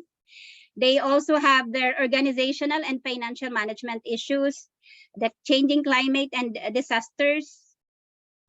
For the Kulne, they have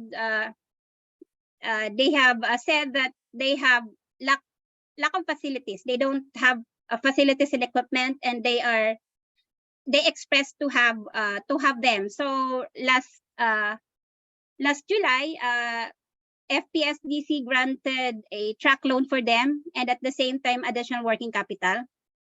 And for Pecuaria, they've said that they have old equipment that need to be repaired or replaced. And then they have also concern on land ownership or tenurial concerns, and they have aging farmers. And then showing to you now is the rice value chain of Pecuaria and Kulne. So from production, aggregation, primary processing, secondary processing, marketing, and up to consumption. So from smallholder farmers, they request inputs. For Pecuaria members, they request inputs and other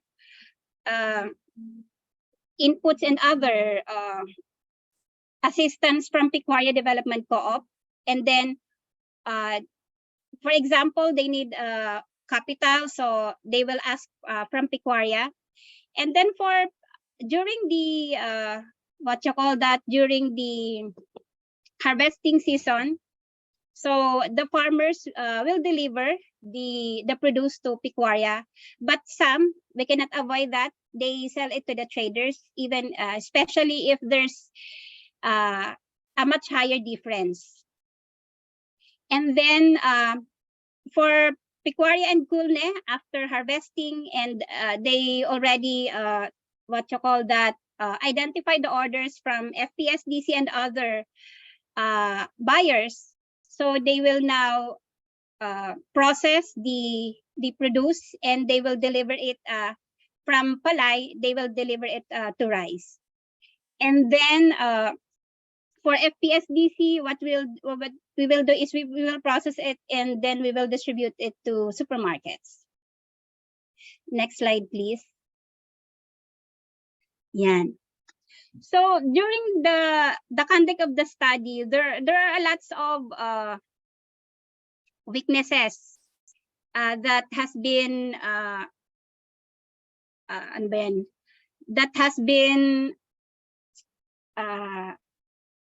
nung nalaman ng ISEA. Like for example, there's a lot of weaknesses from FPSDC side. So there's a need to expand the market, especially the institutional market, since right now the supermarkets are having their rationalization.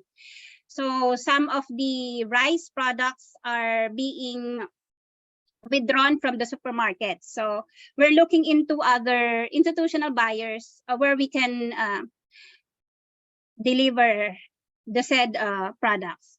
And then there's need to strengthen women empowerment initiatives and extend to others. And member organizations depend on donor requirements and needs. Yun. And then, while there's a lot of opportunities that have been said in the study, but still there are a lot of threats that FPSDC will face and is facing right now, especially on the MC from CDA, wherein they are requiring the members of FPSDC, those who are NGOs, federations like us, to be removed from the membership of FPSDC. That's involving around 140 million working capital of FPSDC. And then for the roles of the women in the value chain, makikita po natin na the women are very much needed, especially during the production. They are helping their husbands and for the seed collection, and then during the planting season, during the crop management and harvesting. So yun po, so nagtutulong yung mag-asawa, and then nakita po natin sa study that even they are helping each other, the income that they get is still small. Next slide, please. So ano nga ba yung experience and results of the piloting the benchmark? So for FPSDC, hindi pa po natin na-pilot ang benchmarks na ito. Since we just attended the workshop last July 12 and 13, 2023. So that time po, but then we learned a lot. So next slide, please. For the learnings.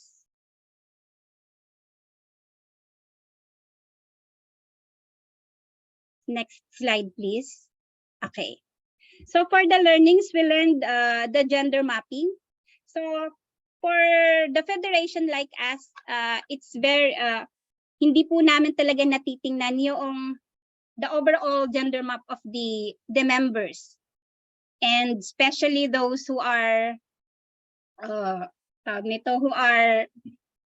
delivering products. So during the training, it's an eye-opener to us that we have to check. We have to make a gender map of our SMEs. And also for the gender continuum, doon po namin nakita na ano nga ba si FPSDC? Since FPSDC is a federation, so we are, our partners are primary co-ops. And our primary co-ops, their partners are individuals. So we are partnering with organization. That's why some of the mga indicators na nakalagay doon, nakita namin na gender neutral ba kami? Ano bang nakalagay doon? Gender sensitive, gender responsive. Hanggang doon pa lang, pero it's a long way for FPSDC to become a gender responsive. And it's our goal na sana maging gender transformational. And then we've learned about the scorecards, and malaking ano ba yun? Realization to sa amin na when the scorecards, we fill out the scorecards during the workshop, and may mga pagdidebate pa during that time. What score? Is it 1? Is it 2? Is it 3? So may mga ganun po. And then next slide please for that. Wala pala dyan. Sige.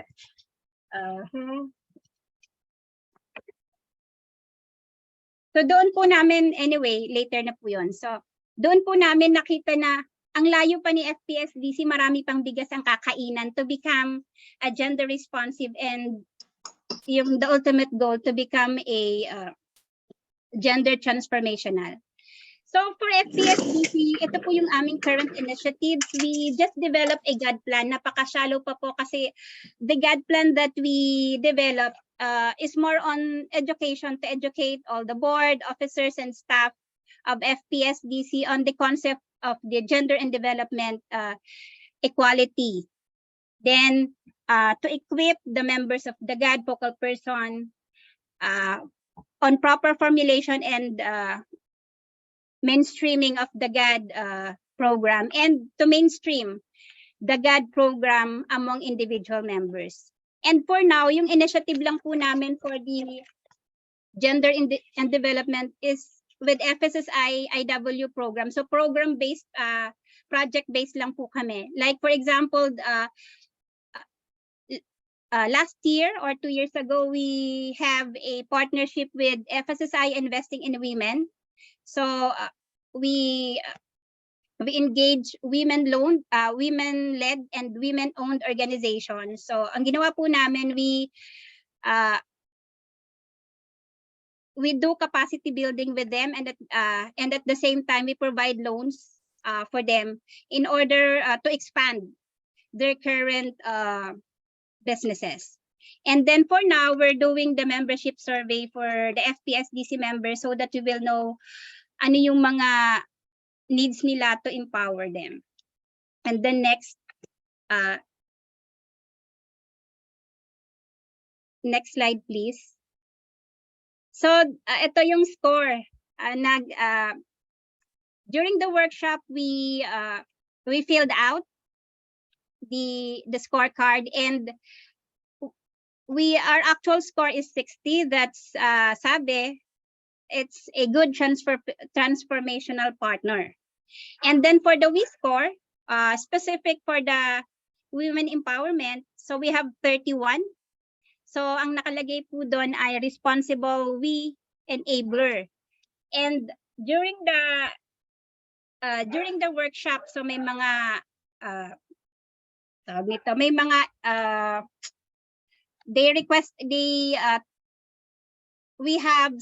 mga tiningnan po sila what are the weaknesses of FPSDC para doon, so that it will be responded to yung weaknesses na yon, so that we will pass the we score. And then there's a lot of areas that FPSDC doon po sa scorecard, there's a lot of areas na kailangan ni FPSDC to work it on, so that we can be a excellent transformational partner. And then next slide, please. And also for the next steps during the workshop, so we have the assignment. That's the next step, should be the crafting of the we vision and the action plans. And yun po, sa ngayon, we're not yet doing it, but then we promise that we have to submit it, I think this August or September. And we also looking into partnering with other partners of FPSDC para po mas ma-deliver natin ng mas maayos yung gender and development programs. And nakita namin dito that it's critical that para maging maayos yung pag-implement, there should be a specific budget for the gender and development programs. So before I end my presentation, i-share ko lang po yung quote from Kofi Annan. Sabi po niya, there is no tool for development more effective than the empowerment of women.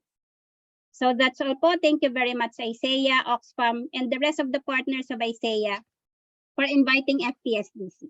Maraming salamat. Thank you very much, Heidi, for the presentation. Okay, now let's go to the open forum. If there's anyone who wish to raise your questions, have questions on our three panelists, speakers, no? That's Miss Lisa, Mabi, and Heidi. pwede po tayong mag-open ng ating camera or mic.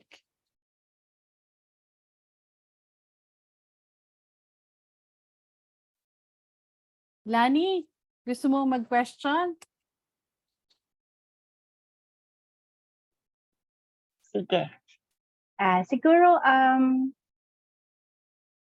gusto ko rin tanungin, no, kasi naitanong mo na rin kay Miss Pam kanina sa Shell, sa Pilipinas Shell. No? Ano ang na-anticipate nilang challenges? Especially for Miss Heidi, no, na bagong-bago sa kanila, no, yung we, yung concept. Ano po, Ma'am Miss Heidi, yung iyong anticipate na challenges in terms of implementing your action plans? Yung una namin dyan, kailangan we have parang there should be a pag-uusap, a meeting between the members and FPSDC, and then dapat may buy-in. Kasi baka walang buy-in from the members. So mahirapan tayo to implement the program. Yun, and at the same time, yun nga po yung kanina, the budget, kailangan din meron para tuloy-tuloy yung ating yung implementation ng ating we program. Meron ba, Miss Heidi, any support that you would still need from ISEA? Yes, 100%. We will call you po once po na ma-roll out namin to with the members. Magpapatulong kami sa inyo. Sige, thank you.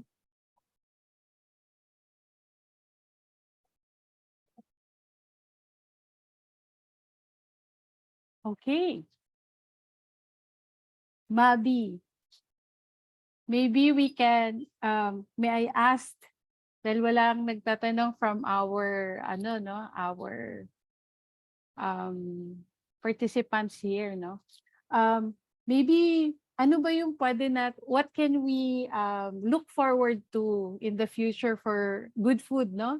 In terms of rolling this out with your other partners, kasi for now we are just piloting this initiative, no, with one of your partners in Bauco, and maybe you can share with us some of your plans in terms of rolling this out with your other partners.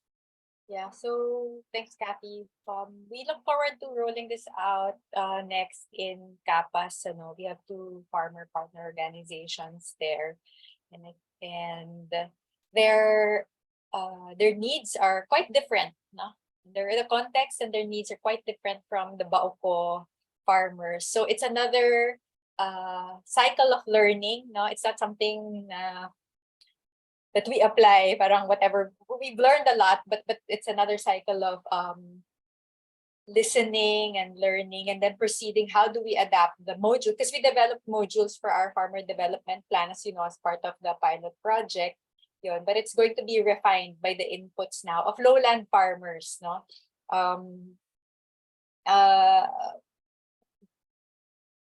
We see the climate resiliency fund as something we will continue to promote, so that consumers, no, eaters, can actively be part of the agenda of good food, and it's a chance for us to educate our consumers, especially since our subscribers, they're also mostly they're mostly consisting of women, no, yung household managers, yun. So parang to be able to offer shared meaning, no, between the women farmers and then the mothers here in the city, and to have an alignment in terms of yung working towards being in solidarity with each other, and working towards the common cause of women's economic empowerment. I think it's an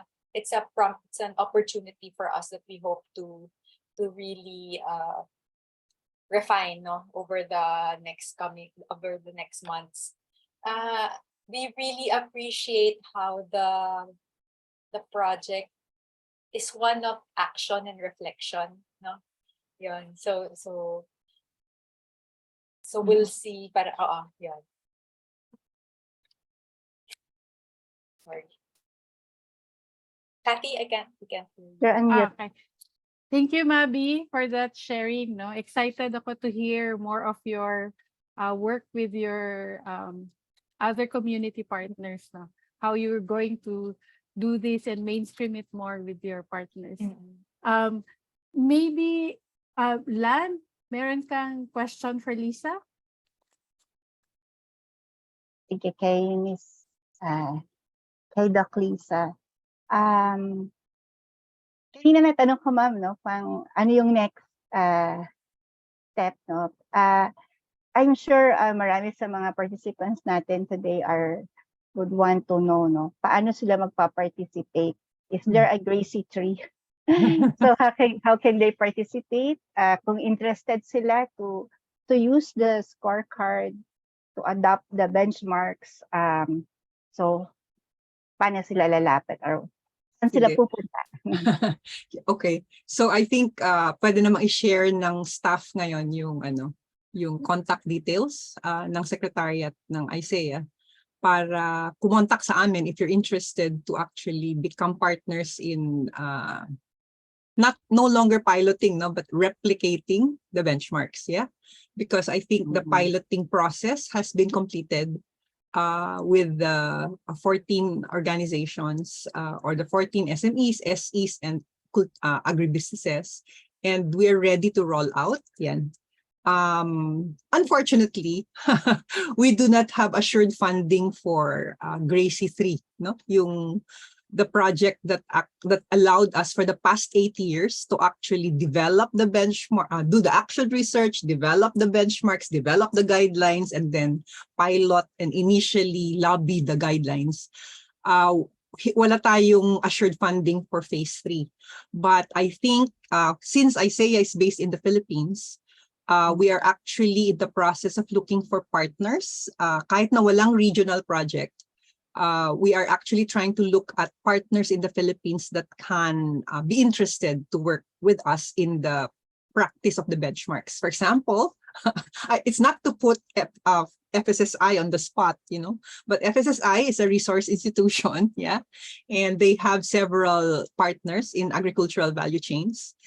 So actually, one idea, it's not only FSSI also. We have approached PEF also, so PEF and FSSI could be approached to actually see who among their partners we can actually work with to replicate the benchmarks. No, actually FPSDC is an FSSI member, no, and the participation of FPSDC actually was through yung engagement with FSSI, and maybe with this pilot engagement, FSSI can think about supporting the integration of the benchmarks in their own planning, monitoring, evaluation processes, diba? So, yung mga resource institutions mismo na who have agricultural value chain interventions, no? We're also doing that with government. Like, for example, the Department of Agriculture and the Department of Trade and Industry actually has agricultural value chain programs, no? And we're actually introducing the benchmarks as a tool that they can use for learning, planning, monitoring, and evaluation.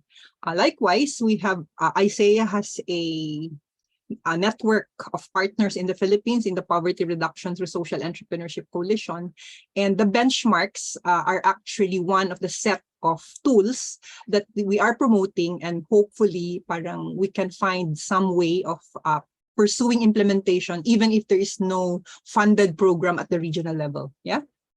So parang our thinking is that we can actually do work in the Philippines, in Indonesia, no, for example, without having to have a regional program because of what we've started already. Thank you, Miss Lisa. There's someone raising her hand, no? Miss Marlene Ramirez of AsiaDRA. You have the floor, ma'am. Hi, Marlene. Hi, Lisa. Thank you very much. I feel inspired kahit na medyo, we're catching up with our partnership or interaction with ISEA, but on the prospects or possibility of also doing some, integrating what you already have, as far as the tool is concerned. We will be very interested to explore that, because ASIA as a regional agri-agency, we are working or supporting farmers organization, rural women's groups in their empowerment in the marketplace, and basically through value chain based enterprises. So we'll be happy to see how we can work. At the moment, we're working with 11 farmers organization in 4 countries in Asia: Philippines, Cambodia, Vietnam, and Indonesia. And so we'll follow through on these, because these are existing enterprises or projects that are being implemented by farmers organizations. So, but maybe listening to the introduction about the scorecard, what comes to my mind, coming from our experience of working with farmers organization, is like, how do we simplify? It's always because we want to make sure that this becomes something that's within their capacity to actually implement and sustain. So definitely it needs investment in building their capacity to use the tool. But the championing comes with their understanding and their recognition of how important this tool to the viability, the sustainability of their enterprises. So I think it requires some preparation and some championing on the part of our partner farmers organization. So yun lang. Thank you very much. Could I respond to that?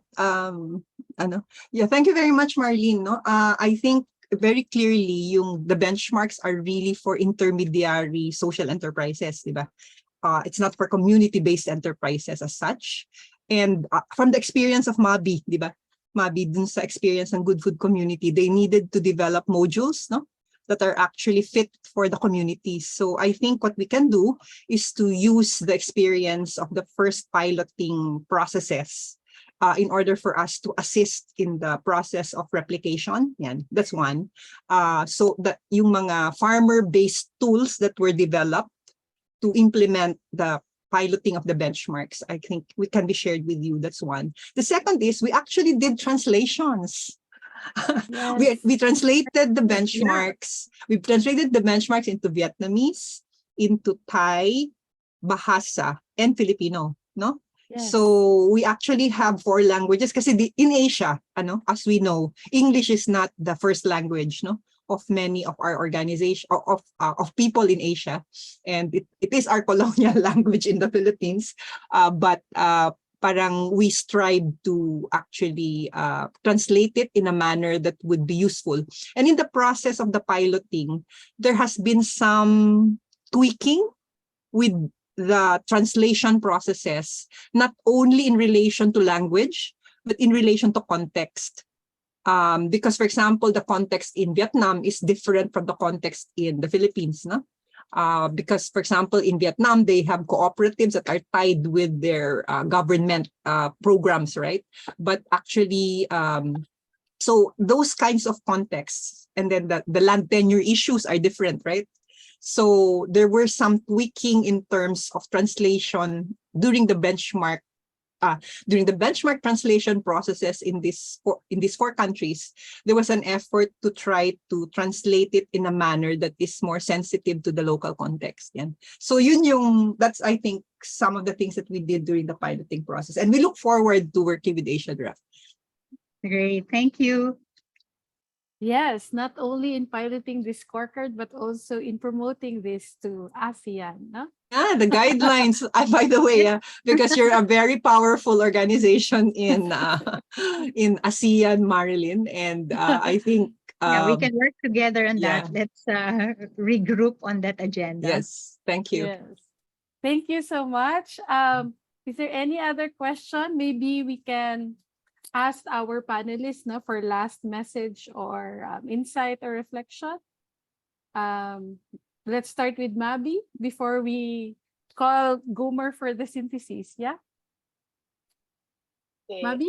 Yeah. Mga habilin mo, Mabi. Habilin. Kasi ikaw ay nauna sa paglalakbay na ito. Actually, what we really appreciated, no, and this entailed difficult conversations, no, because it struck at the heart of preconceived notions, no, parang long-standing values, no, and critiquing ourselves, no, looking inward before you can look outward. But it bore much fruit, no, for us. So working with an IP community, of course, iba rin yung lalo na approaching gender, no? Iba rin yon, and we were scared at first. Should we do it? How do we go about this?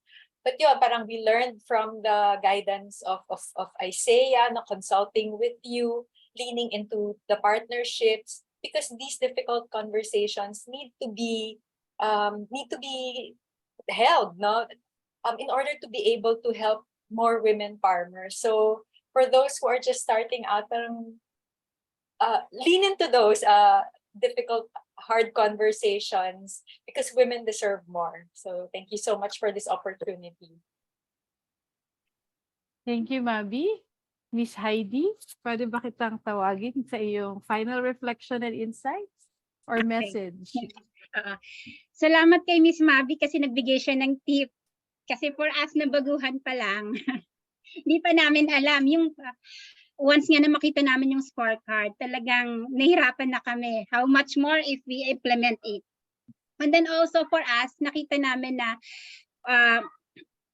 sa FPSDC level, I think we will change yung mga forms namin. Ipapasok namin yung as to the gender. And then we will do tracking of it. So sa level ng FPSDC, paunti-unti gagawin namin yung mga the changes that needs to be done para at least man lang maging gender responsive kami. Yan lang po. Thank you, Miss Heidi. Actually, nakakabit sa, di ba? Konting kabit sa gender responsive ang ating score, Miss Heidi. Patatasin natin, we're going up to being transformative enabler. And Miss Lisa, sa iyong final message. Wala na ba si Pam?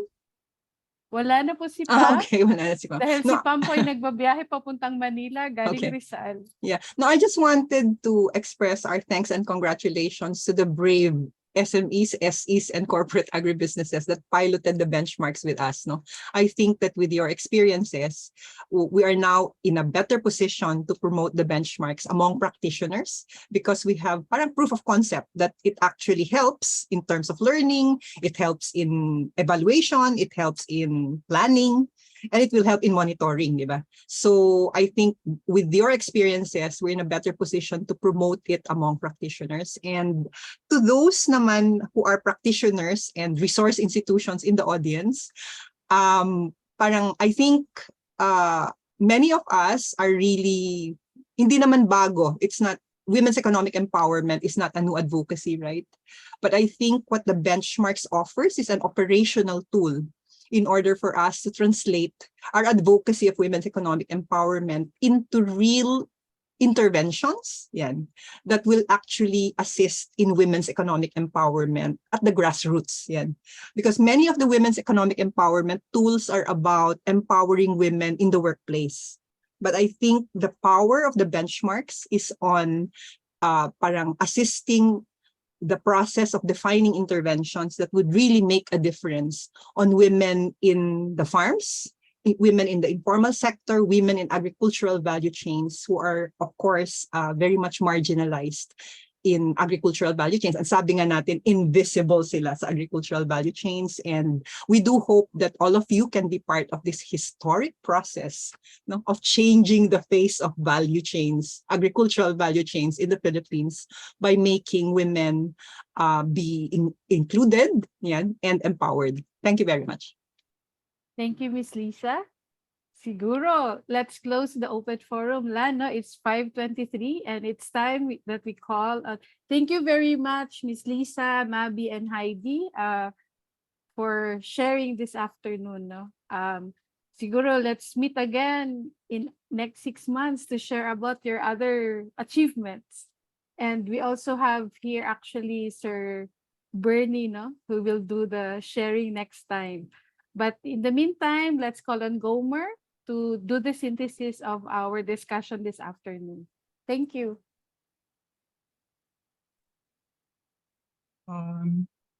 At the onset, I'd like to thank, again, I'd like to re-echo Ms. Lisa thanking our enterprise partners in venturing with us in this effort to put front and center the women and men small-scale producers to whom we dedicate much of the work on the BTP Win AVCs, as well as in the Transformational AVC guidelines in our advocacy and influencing work with governments in ASEAN. Let me share my screen. I have some notes. Medyo nahihiya ako na mag-synthesize this afternoon dahil siksik, liglig at umaapaw yung discussion, and I don't know if I can do justice in actually synthesizing that for synthesizing the few hours discussion, no, and sharing of our partners to a few minutes. Pero I have anong tawag dito? I beg your indulgence dito sa synthesis na nagawa ko, putting some of the bullet points into three major categories around gender integration and mainstreaming. We heard from the partners this afternoon a greater appreciation of women's economic empowerment, not just for management and staff, but even for community partners.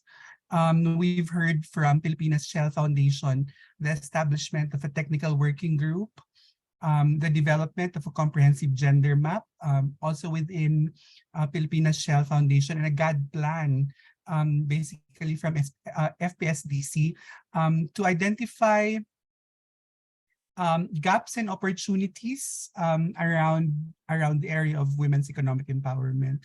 Also incorporating WE objectives within organizations, strategic plans, and even farmers' plans,